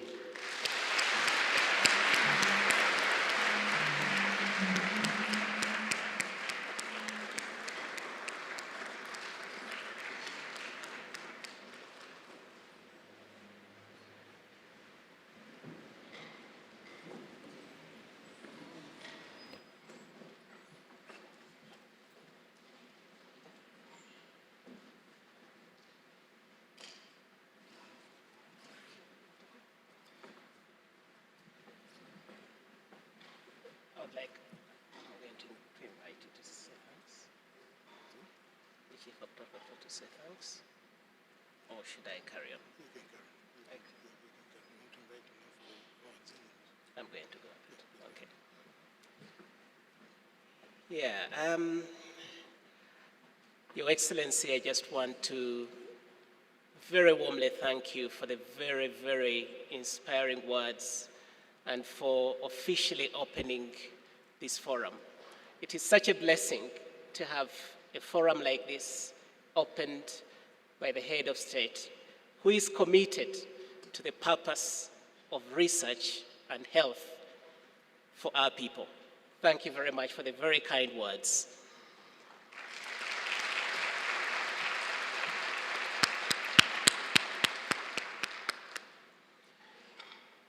At this moment, I would like to welcome the award ceremony presenters to come on stage. And I want to request Dr.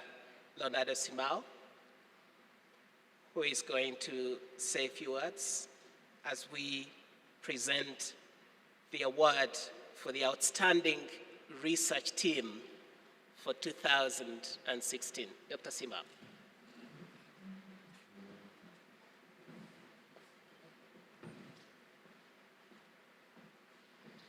Thank you very much.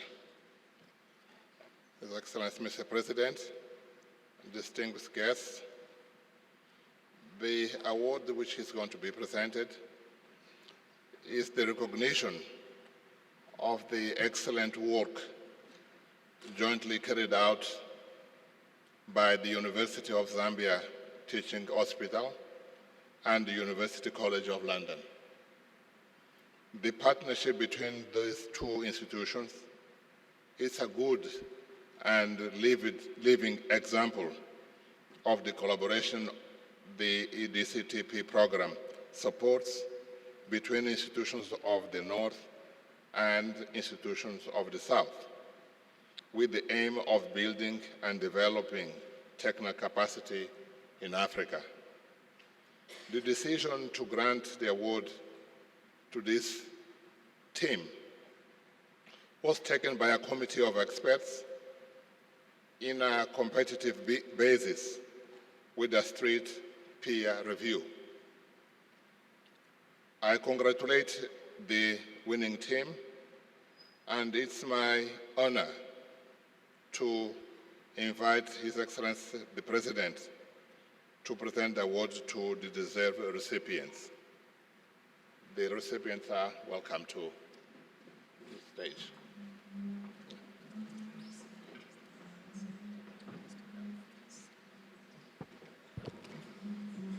And the recipient is the Permanent Secretary of the Ministry of Health.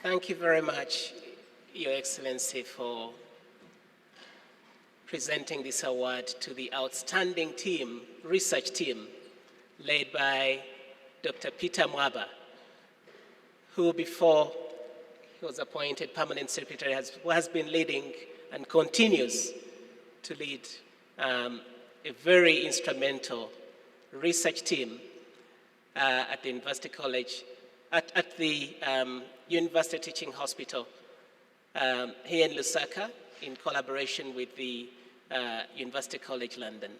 So we really congratulate Dr. Peter Mwaba for this very outstanding performance of the team. And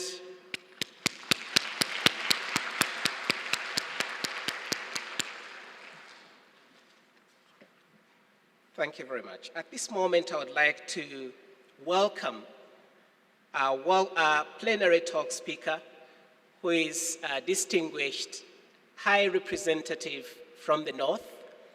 This is Professor Marcel Turner, who is a global figure who is involved in health research over the years, and I want to give him the podium to deliver the keynote address for today. Welcome, Professor Turner.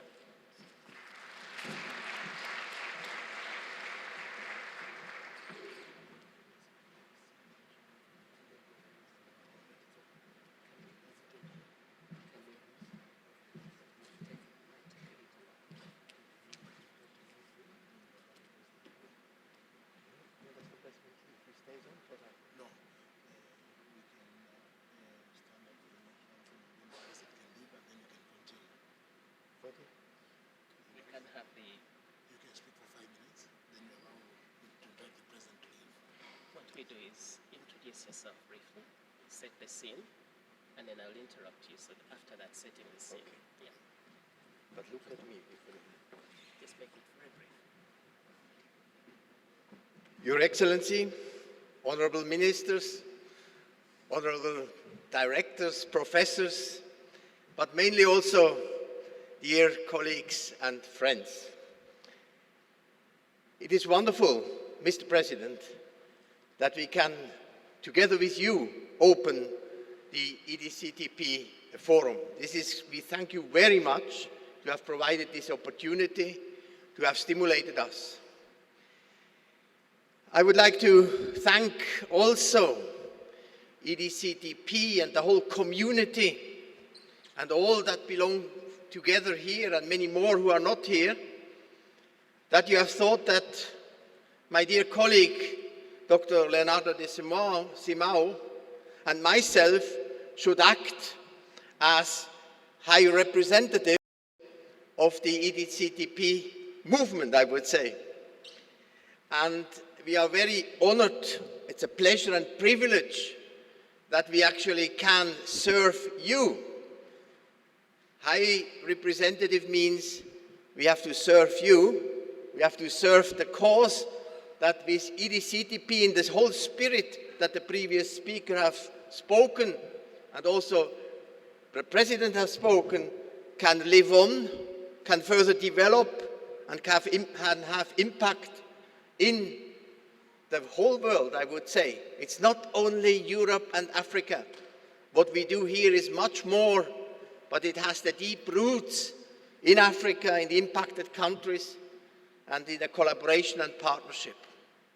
So thank you very much for your trust and confidence, also on behalf of my dear colleague Leonardo. And it's with this actually I am now supposed to hand back and, to Michael Makanga, because we have now a special moment, but it was very nice that we could really also thank the President all together. Michael.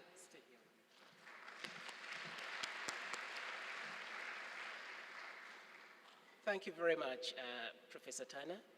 At this moment, I would like to request all of us to stand for the national anthem.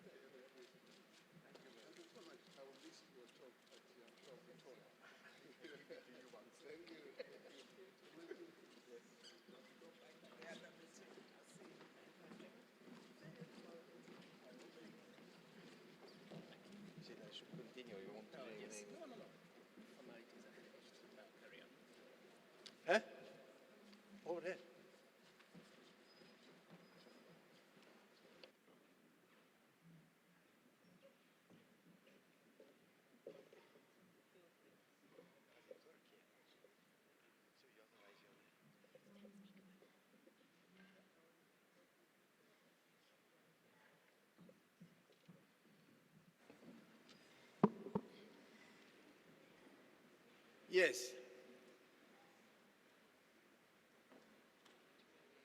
Welcome again.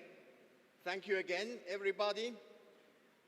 You know, it's very difficult now because everybody would like to go for the cocktail. And then comes this very long plenary talk. I was invited to present.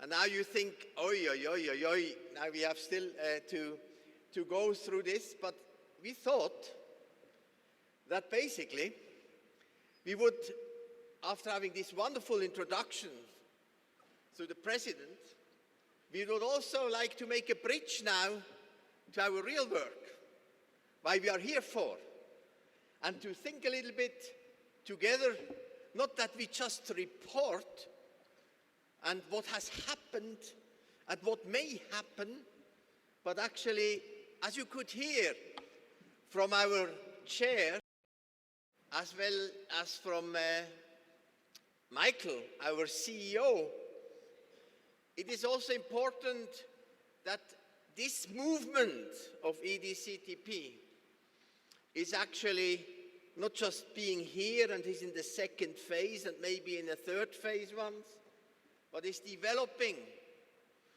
And I was really fascinated to see what has happened over the past decade in the various institutions. So I was thinking, what should I talk about?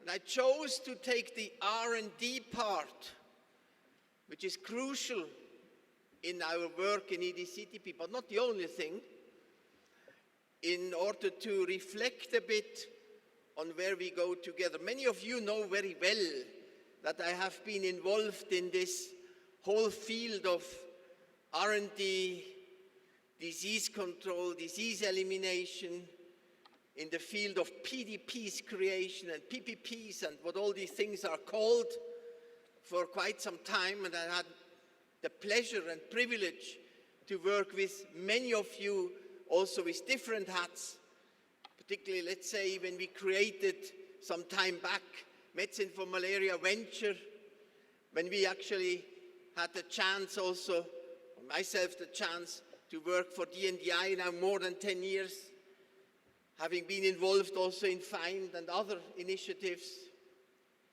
And then it's here. It's not just that you have to be everywhere, no, but it is actually the desire, and that's how we would like to do it in this plenary, to stimulate that we develop much more the spirit of working even more together. You know, the partnership issue has dominated the discussion for a long time. And the partnership issue is fine as long as roles and responsibilities are very well defined. Partnership is not that everybody is on Facebook. Partnership is not that everybody subscribes to LinkedIn and all these other platforms and consortia and whatever these things are. And partnership is not that one meets all the colleagues just on the screens, which happens in our world more than face to face. And I think it is where, if EDCTP and others would like to be role models on how we really tackle these diseases, we really need to think a little bit deeper. What I usually don't do is actually to say where I'm aiming at, but here I want to do it, maybe to keep a little bit your interest. And this is that we are actually thinking a little bit more if, and it doesn't matter if you are considering yourself, I'm EDCTP only, or I'm EDCTP and DNDi and MMV and whatever. If we are effectively responding to the needs that we see in actually development of new drugs, vaccines, and so on, diagnostics in our world. The question is here, have we really developed over the past decades? Or are we actually not maybe sensitive enough to our changes that have happened around us. So this is the menu you see. We have above the goal and of EDCTP, but then afterwards I would like to talk from the context to some thoughts on the way forward. And this should not only be the thoughts that should be lasting up to the cocktail, but I would very much hope that some of the thoughts will guide your in-depth discussion when you present project results and so on. This is not just an old slide, it's an important one, because after the whole movement of the fatal imbalance was really launched, 10 years later, and that's why it's this 10 years later, this analysis shows that basically not so much has changed. We are really, despite the needs, and many of you know these papers, but this is just to flash up, that you know not much has changed with all the efforts. There are still significant needs if we really say we work for diseases of poverty, we work for neglected tropical disease, or we work, what is now here, the EDCTP term, the poverty-related infectious diseases. This area has had wonderful times, but we have not changed the way how we move forward in generating new tools. And it has also not changed a little bit, this thing. I don't want to go into this figure. I deliberately took also the famous Peter Hotez table on the tallies and the load of these diseases. But more important is the yellow part. That's one thing where I think we as a community in this boat committed to do something against poverty-related diseases are still not enough in our research, as well as our translational step. Look at the triangle of neglected diseases, neglected people, and neglected health and social systems. Too many of us are just hunters for a germ, wanting to find a cure or a prevention for one disease.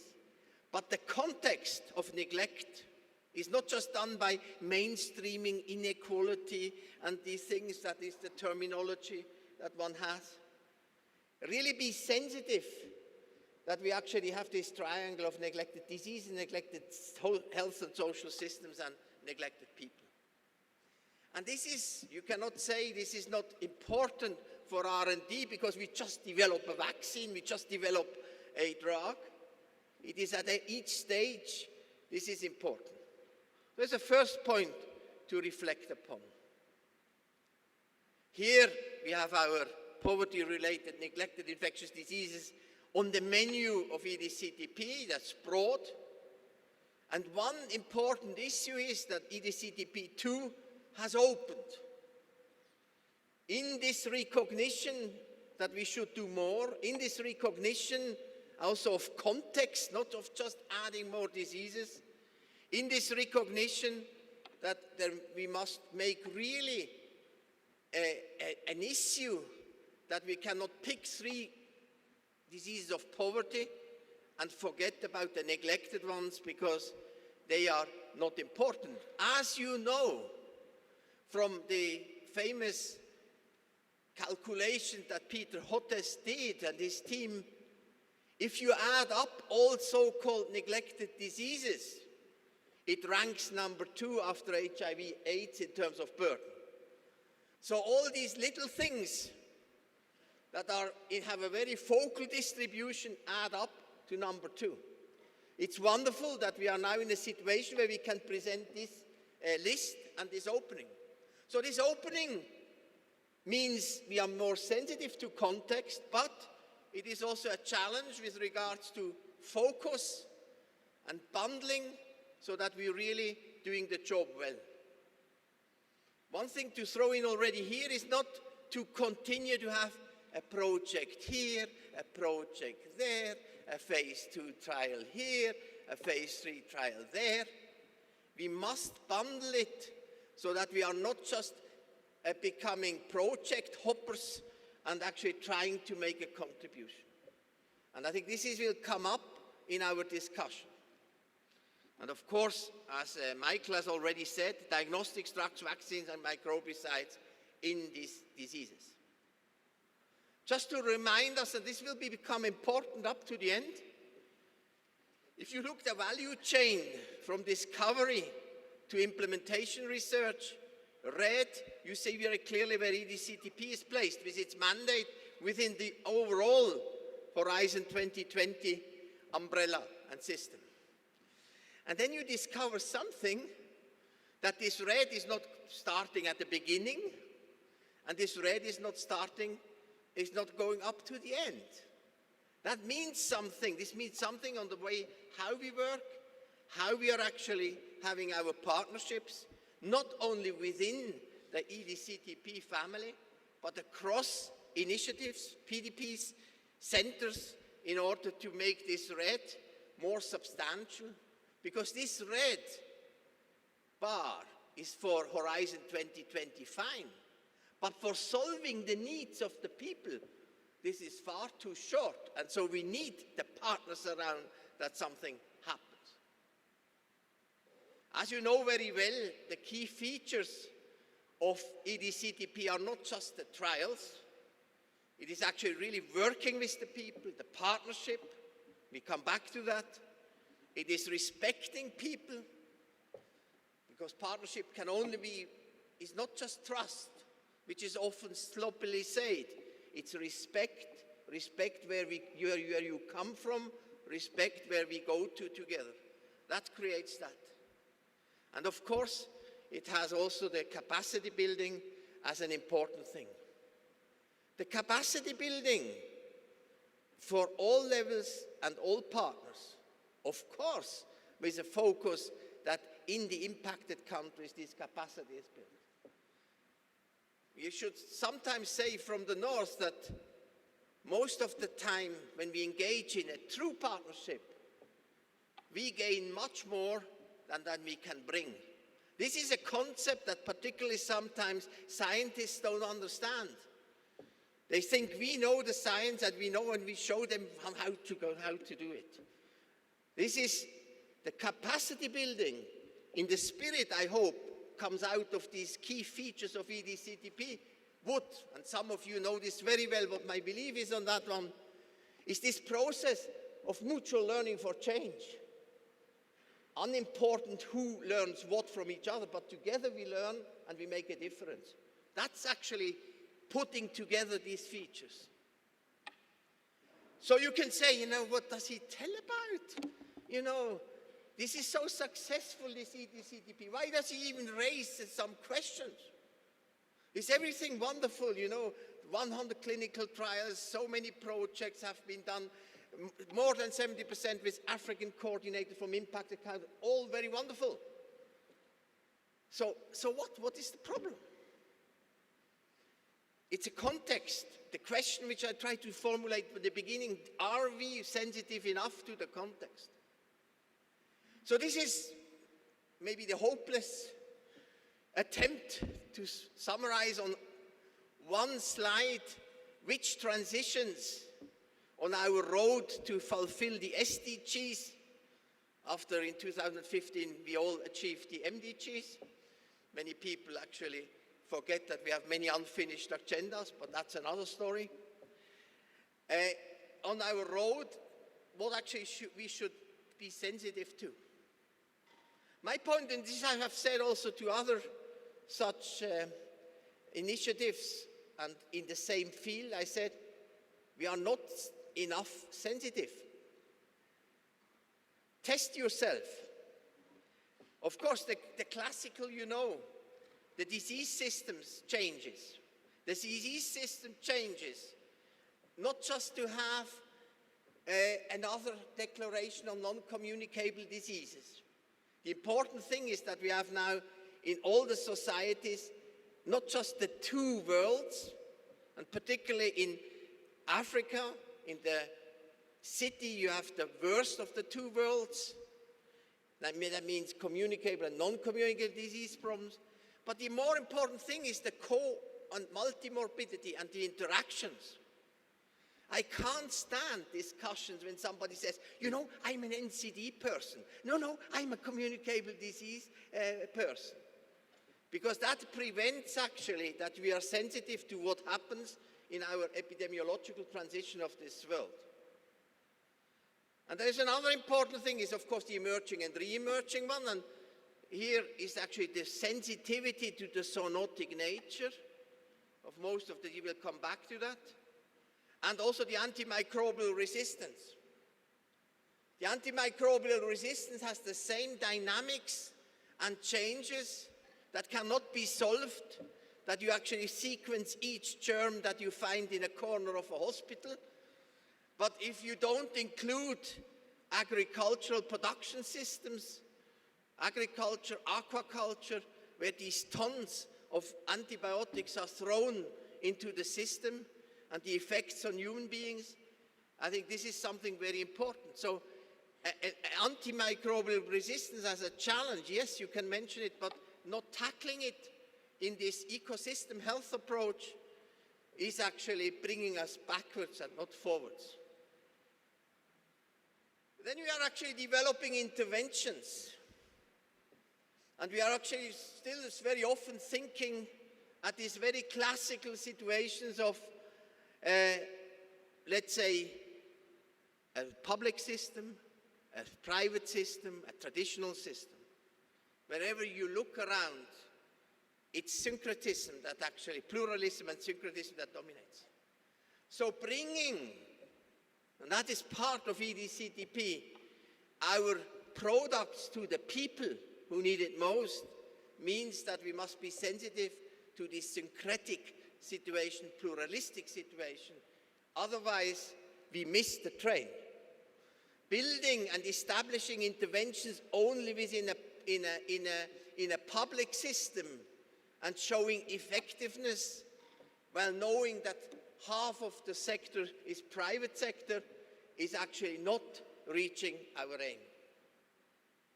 Innovation technologies, this we don't have to say. The inequalities, we don't have to say, you know that. But there is one thing, digitalization, communication and education, and also ethics. You all say, yes, we know. How changes this actually, how we develop intervention? Clear, it helps us, and we must use it aggressively. But take, for instance, the ethical issues.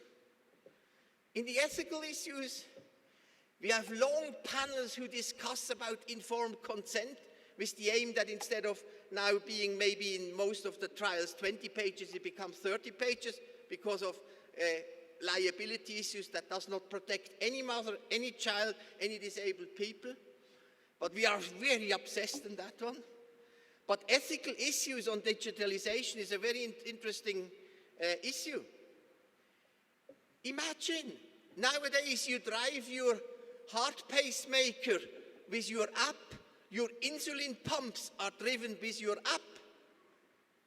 If this one is hacked,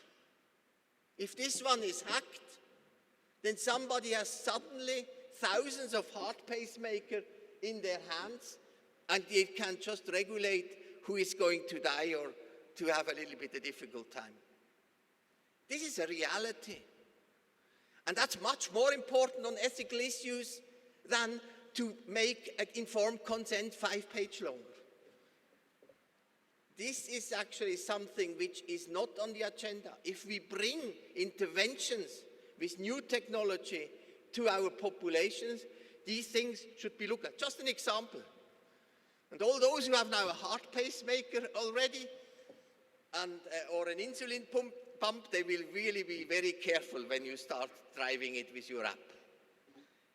So, these are these issues which I think for an organization that is interesting to bring new products or relevant trials to the population should look at this transition.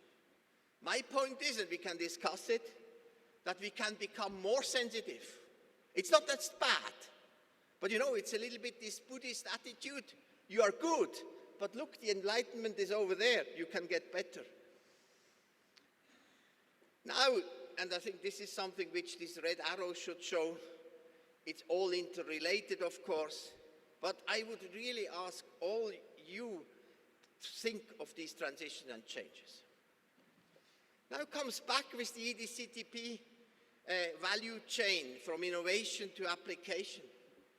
And now you can start thinking about where we should maybe do more. I will come at the end to that one. Always thinking of this pipeline and how we can do more. Let's take one thing more. Emerging and re-emerging diseases, of course, everybody is now in. In SARS, it started a little bit, and now with Ebola, everybody is now very much up, and you have about 50 conferences on lessons learned. I hope some people have learned something.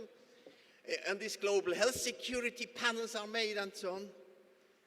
And I think this is something which is where an EDCTP may start to rethink some of the issues. First of all, there's one word there, this zoonosis. And that is the concept of One Health. If you have zoonotic diseases, and most of the emerging, re-emerging diseases are zoonotic in nature, One Health is important. And the other one that are depending on the environment, and can be social, physical, and political environment, that's of course like trypanosomiasis, buruli, dengue, and so on. 1,400 pathogens, 800 cross the barrier between animals and humans. Are we, when we design, be it surveillance tool, diagnostics, are we, when we look at effectiveness in a given ecosystem, sensitive enough to this interrelation and to the One Health concept? That's the question I would ask.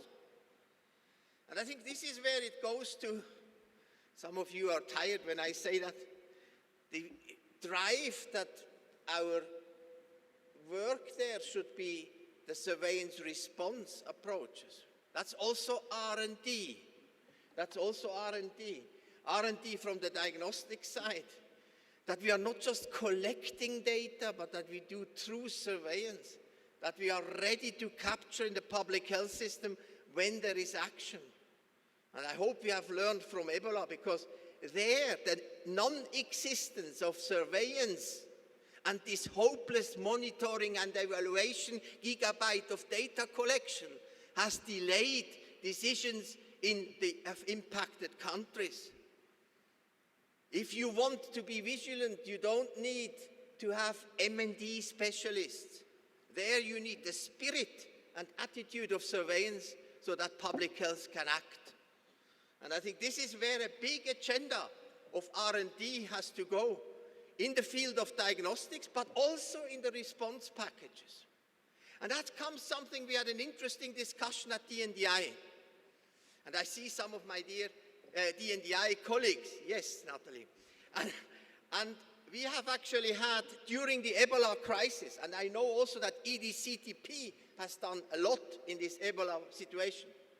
But that's a case in point for R&D. We developed there an issue on how could we have done better. Because there was very often the attitude of people and say, we have to wait, we need new biologicals, or we need a vaccine and so on. But there was one thing was forgotten, and that's R&D. That's to the point also of EDCTP, is really looking at this off-label combination testing of antivirals. It is clear that those people in treatment center who had a lot to do with this tragedy, totally overworked, were not the first ones to really engage in R&D, off-label R&D of antivirals. But it is actually this sequence, don't take it now as it's the way how to do it, it's just to show you how we would like to really see pipelines that have also short-term action, not I develop a drug and there's the standard way and it takes its time. We must also be prepared that we can actually do in crisis, ethically, no compromise on science, no compromise on ethics, actually trials in order to bring things quicker to the people. And that's something to think about on how one could go. So when I go on, I have to show always, I like this so much, this donkey. Because very many times when you go to meetings and you mention these things, people say, oh, it's so hopeless, and they behave like this donkey here. And then they are hanging and say it's very difficult. But actually, it's our task also to find the rope to pull him down, to go down get down the burden. And I want to discuss it at these 4 levels. Quickly on tools, quickly on R&D approaches, coming then to the pipeline discussion and the partnership discussion. So I think when you sometimes see yourself as this donkey, think a little bit, where is the rope, about which burden we can reduce. And now comes to the tools and products. You know, the tools and products that can help to diagnose, to treat, and to prevent. So why do I talk about that? You know, we all know that we have made a lot of advances, and I don't want to diminish the success of all the omics, the genomics, proteomics, lipidomics, and glycosomics, and comics, and everything. This is not the point. The point is actually to make us aware. And that's why we need much more, maybe, collaboration. We have no vaccines. Of course, now we have the pilot implementation of RTSS in malaria. But I think we should all not to be over-enthusiastic about the pipelines we have. R&D operates here in a different way, where you don't have thousands of interesting leads that you can optimize. You don't have thousands of point-of-care technical approaches where you just can pick. And mainly, and that's the last point, and we are actually discussing the community for a long time, we don't have these very optimal frameworks of innovation in this, from discovery to the development of the product. Many of you have been involved in the follow-up of the consultative working group of WHO. Very fine. We have had calls all over the planet, and I can tell you, having had the privilege to chair the final session at WHO, there were very few innovative frameworks on how we do R&D. It was just projects. But the innovation in the way of how you create innovation, you carry them to success, and how you actually decouple investments, that's particularly for the private sector, very important, how you really can do it in a way that you are more effective with the same results. Very few of these issues came up. That's the basis for the tools. I don't want to be negative. No. I would just like to say that we have to be aware that all the good work you do is actually guided by the thing that you don't have a lot of choices in terms of you just pick and you develop something and things are fine. We have here much more constraint. And the other thing is what we are actually not thinking enough is that we are having a lot of things that somehow works. And we have actually not thought enough about the strategies of application. That is maybe new combinations. Using drugs in malaria, the classical thing was actually using drugs that were used for cure, for preventative approaches. Using not only just diagnostic tests, but developing diagnostic strategies. So we have much more. The strategies discussion, how we carry it to people in different systems.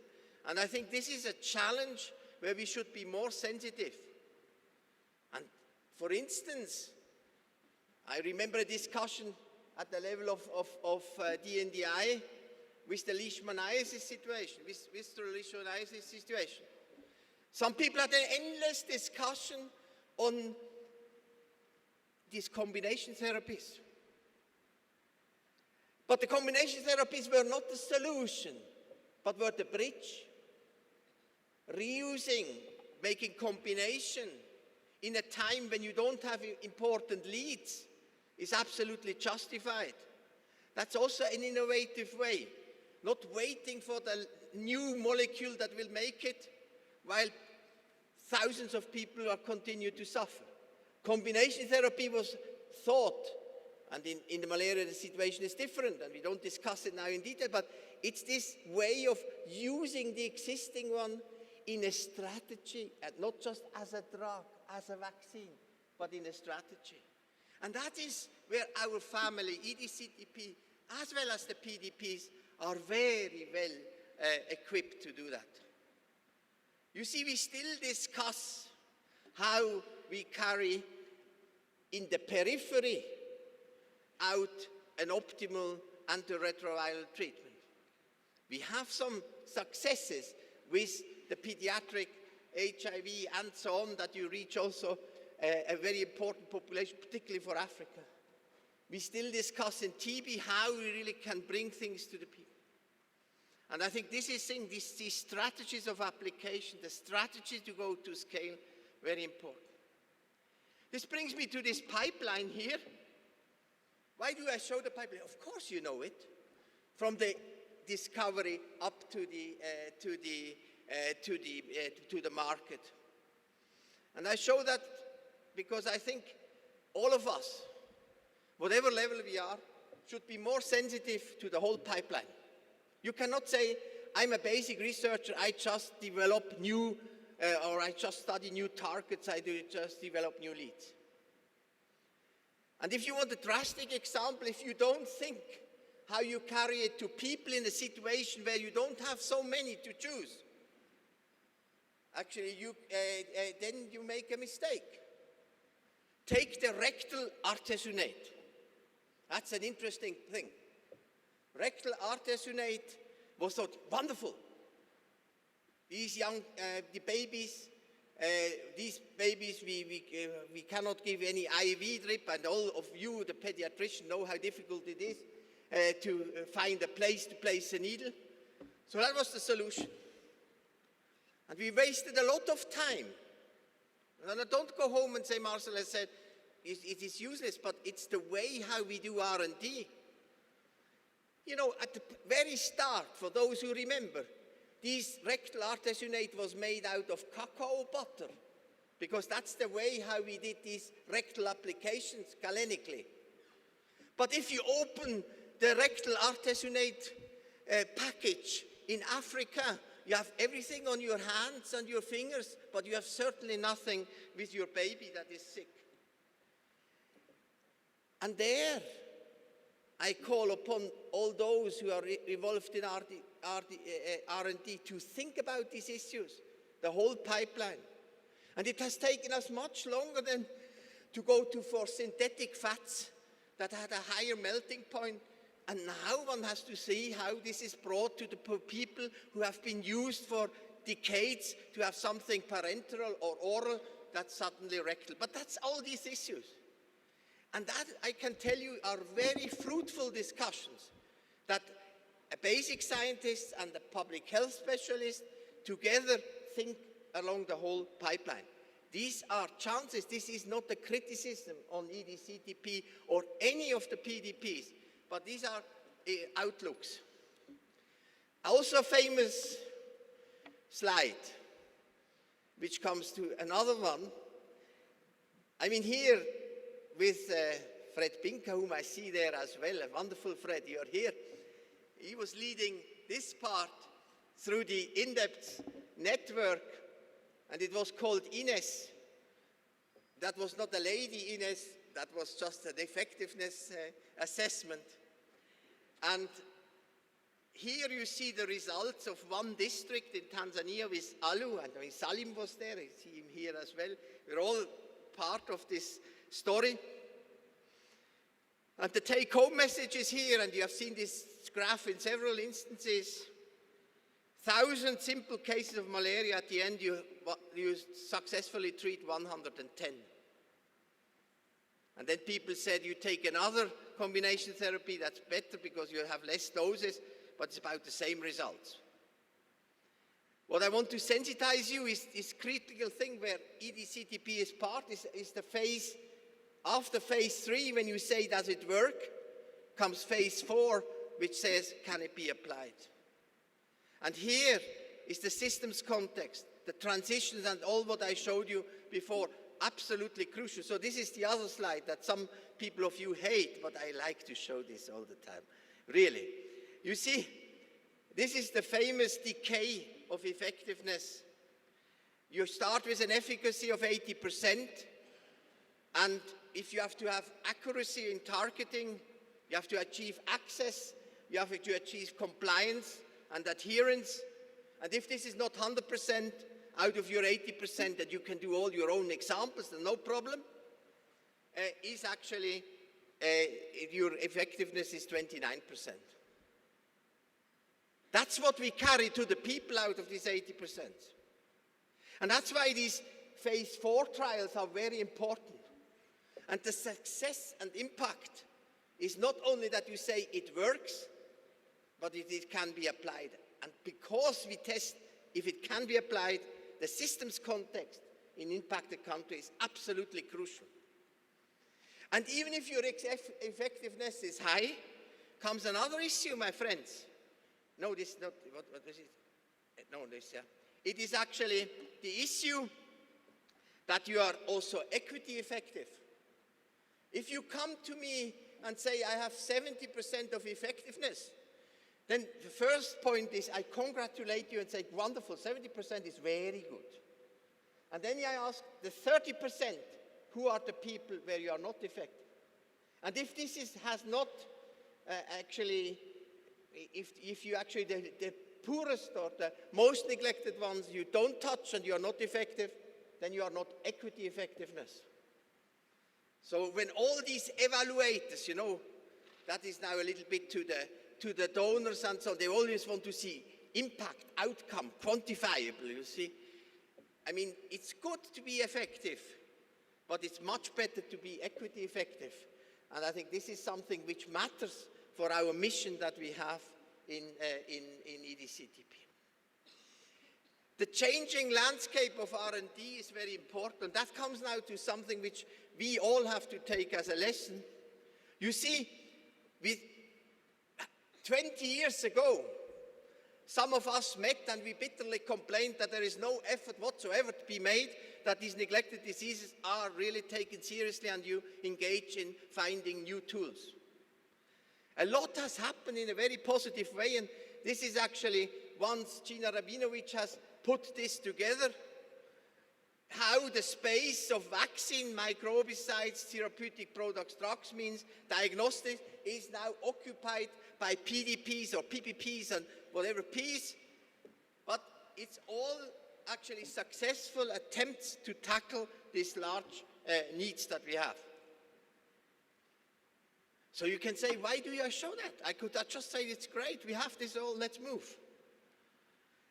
But is this question of alternative business model?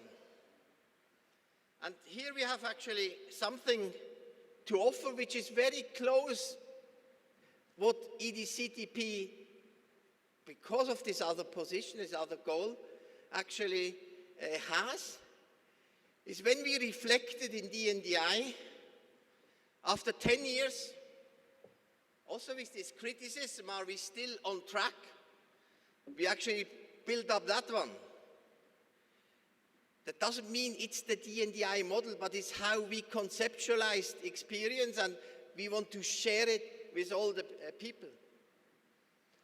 On the one hand, you have the health impact, the green at the end, that's where we all want to go for. We have the impacted countries, we have the patient's needs, and now comes the important thing. Inside such a PDP, you have a portfolio. There is hardly any of these PDPs that does not have a portfolio. And that's a good development. We no longer have just a project on this and a project on that and another project, but we have a portfolio. So I just slotted this in. And why do we bring it here?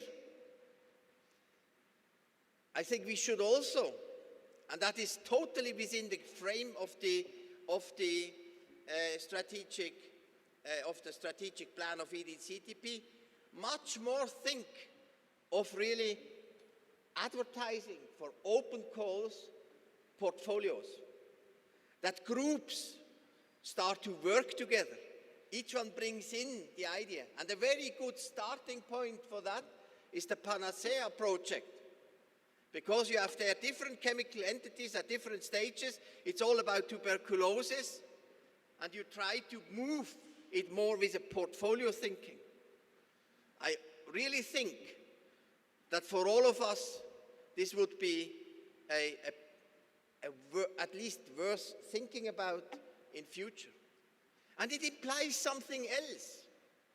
It would bring the collaboration of PDPs closer together, and of EDCTP, PDPs and so on. We could come closer together when we think together about portfolios, and we invite the scientists to really contribute that with all the possibilities they have.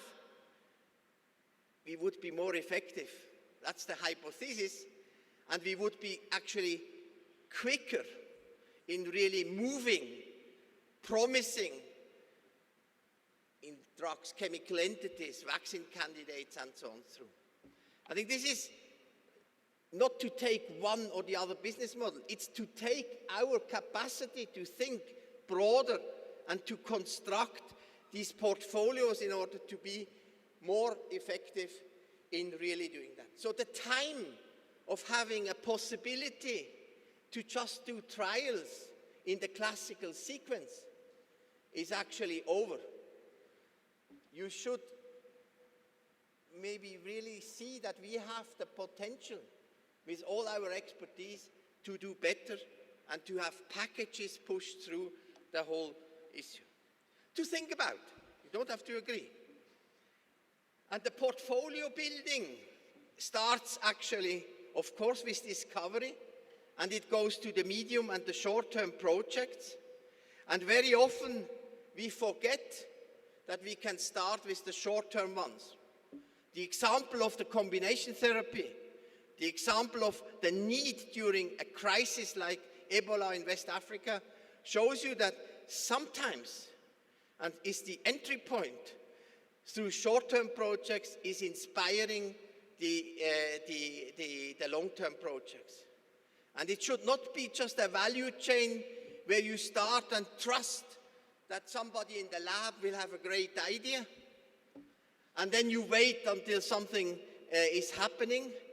But it is that at all the levels we think what we can do, and this you construct without big conferences, but with rational thinking, wonderful portfolios. Now is a point, why do I go back to 2007? This is the last point. Is another challenge is the elimination challenge. Malaria, and I want to use the example of malaria to show you what we have not done in the neglected disease area. In malaria, we know we had in 2007, the declaration by Bill and Melinda Gates, 17th of October 2007. Then very soon the GMAP1 was created. This was fine. And then we have in 2015 AIM, the action and investment. We know that a lot has happened. Malaria went down and so on. Wonderful. And we have actually our GMAP, which is that's not the strategy. There's also confusion in this world. This is the investment framework on how you do it in a given context. But then, and that is very important, in the same year, 2015, we had with the global technical strategy approved by all member states. The global technical strategy has all these aims and so on, and many of you have seen that. I don't want to go into this data, but the point is here. You have two parts. You have an investment framework, and you have a global technical strategy. And with my triangles, it needs now the third part. And the third part is actually the R&D agenda.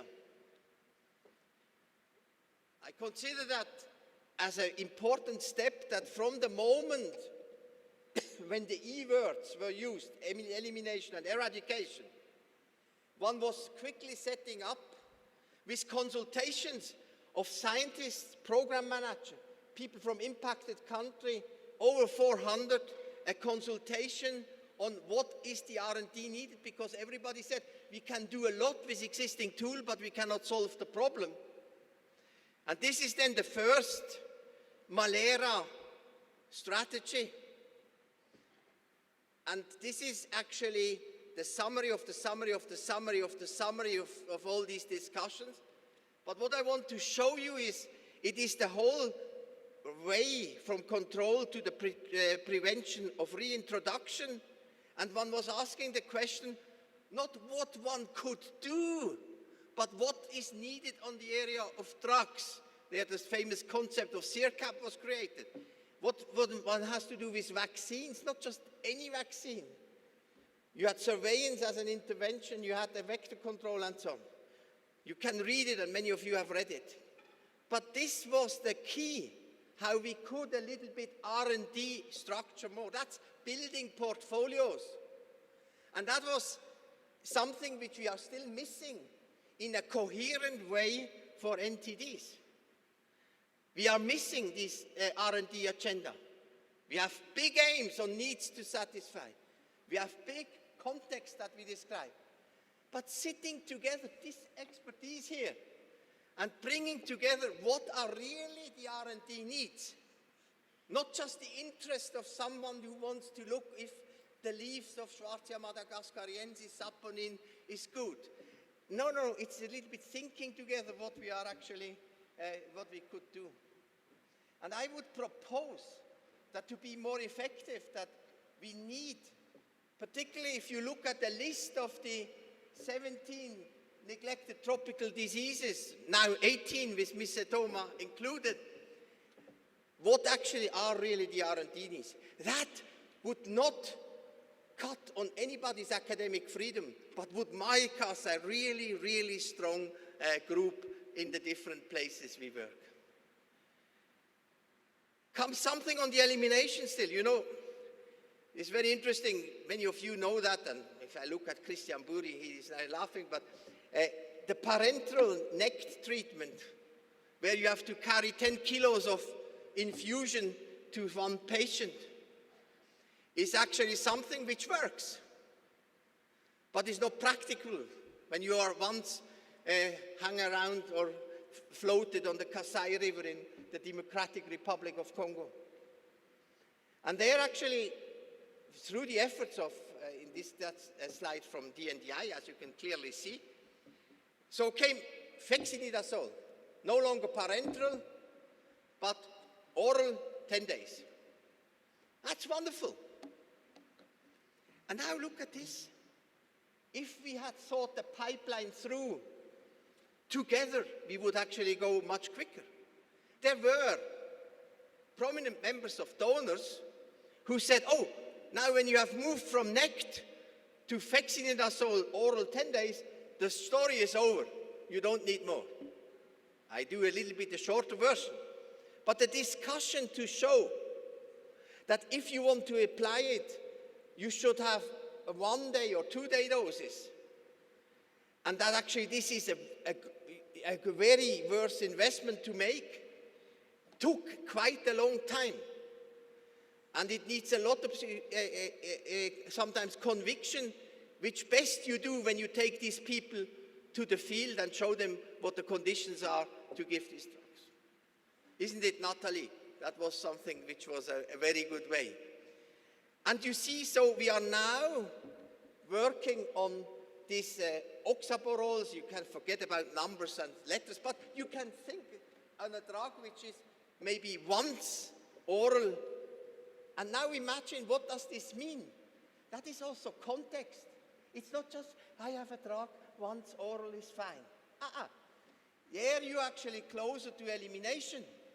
If you only have to go to all these villages along the Kasai River, you go there and you go with teams who identify the patients, and then you can actually do, not only when you have a patient, you can also do mass drug administration. You can think about all these things in ring form, in these pockets of transmission, and suddenly you change the way how you look at R&D, how you tackle it, also is in the concept on how you want to go. And the neglected diseases are important in this respect because elimination is there the point.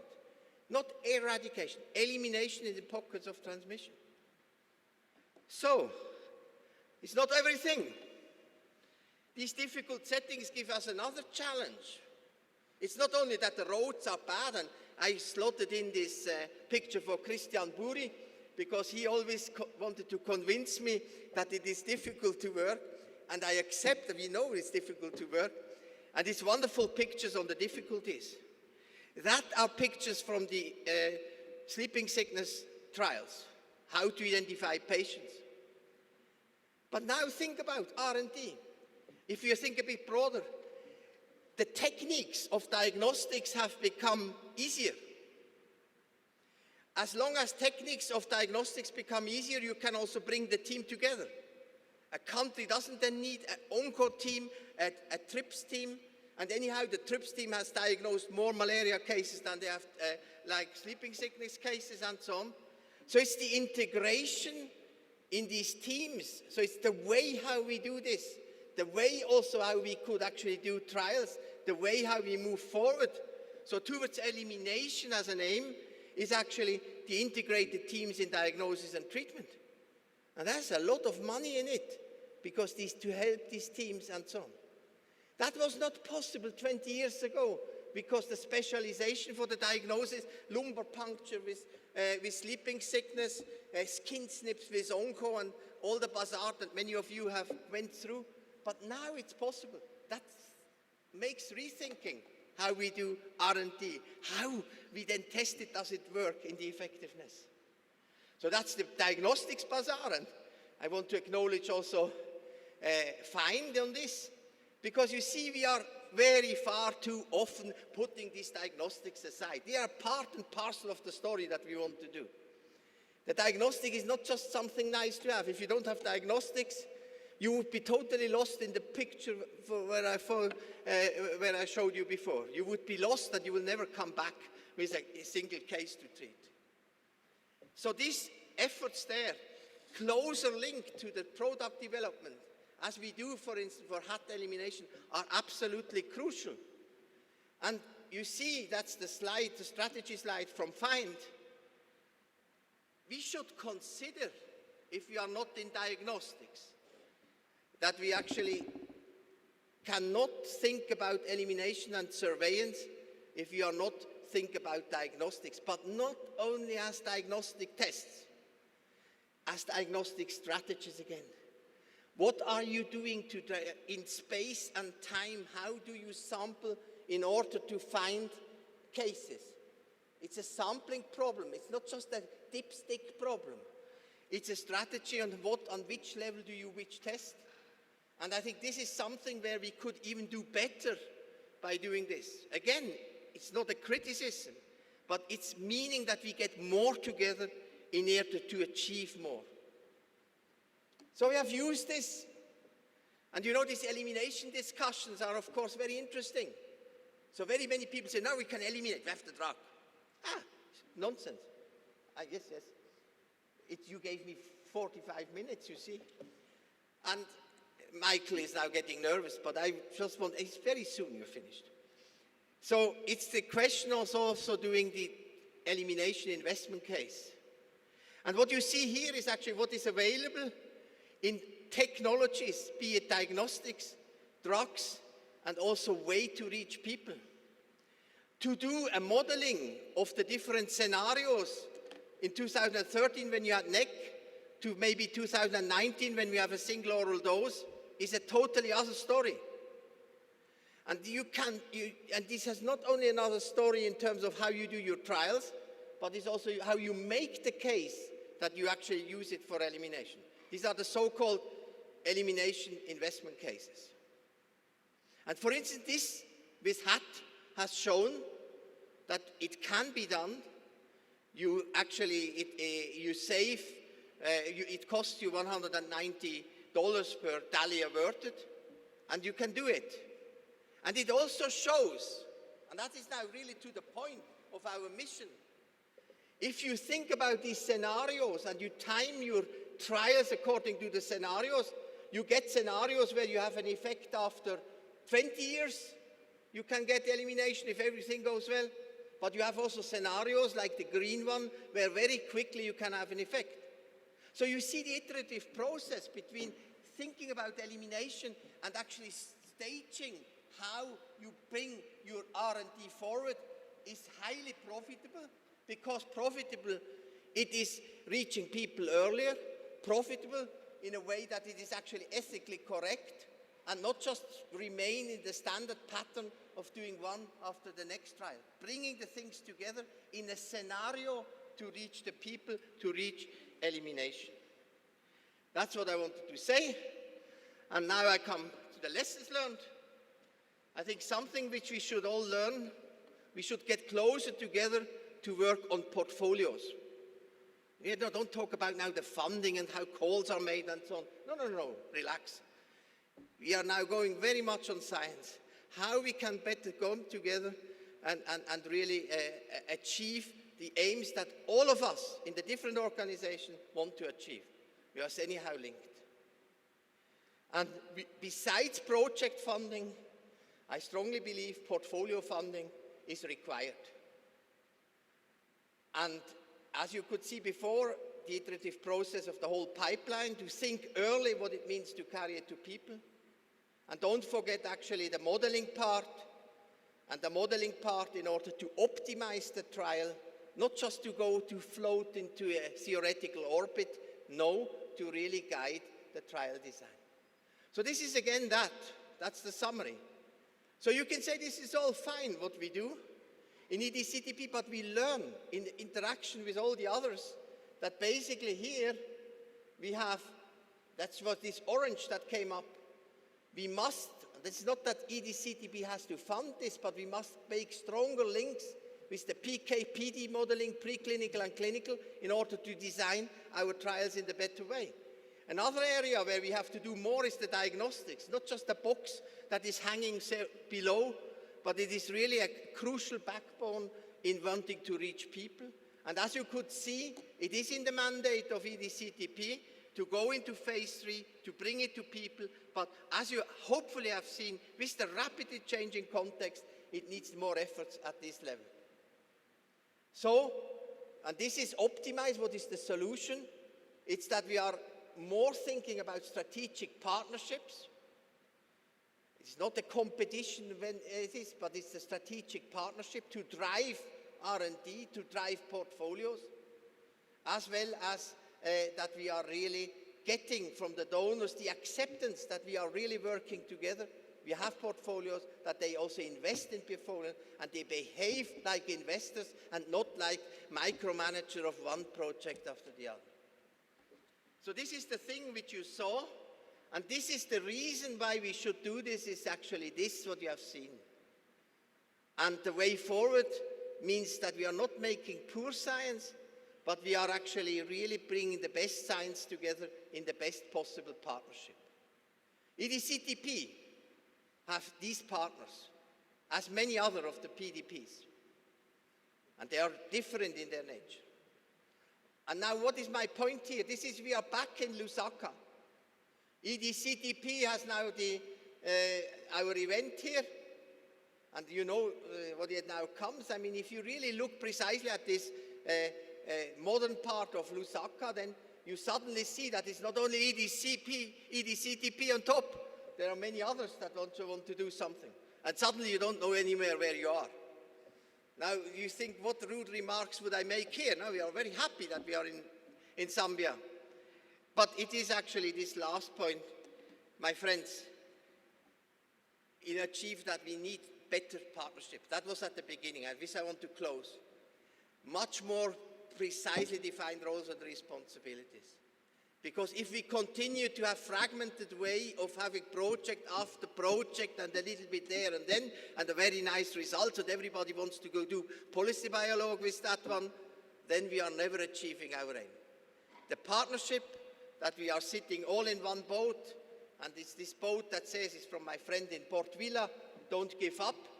I hope everybody joins this boat and in order to drive ahead. And then we are really making a difference for those population most neglected in the most impacted countries.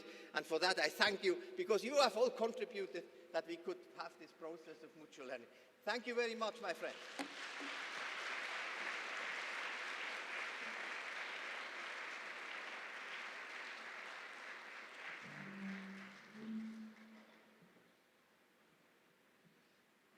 Thank you very much, Marcel, for the very heartwarming presentation. And at this stage, I want, on behalf of the Program and Organizing Committee, to really thank all our speakers for this evening. Thank you very much for the work well done.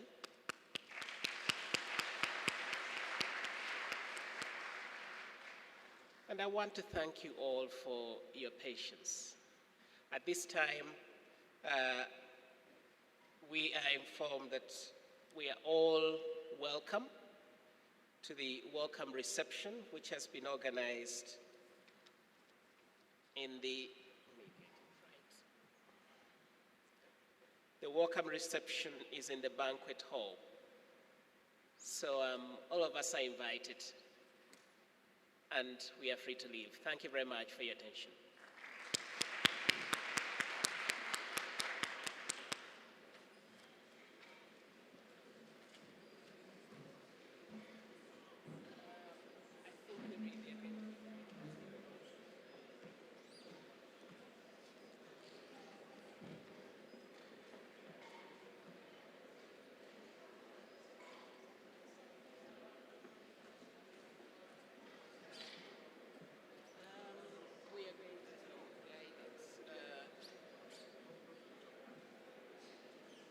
Excuse me, as we go out, I request the members of the organizing committee that know where the banquet hall to guide the delegates so that we go to the right place. Thank you.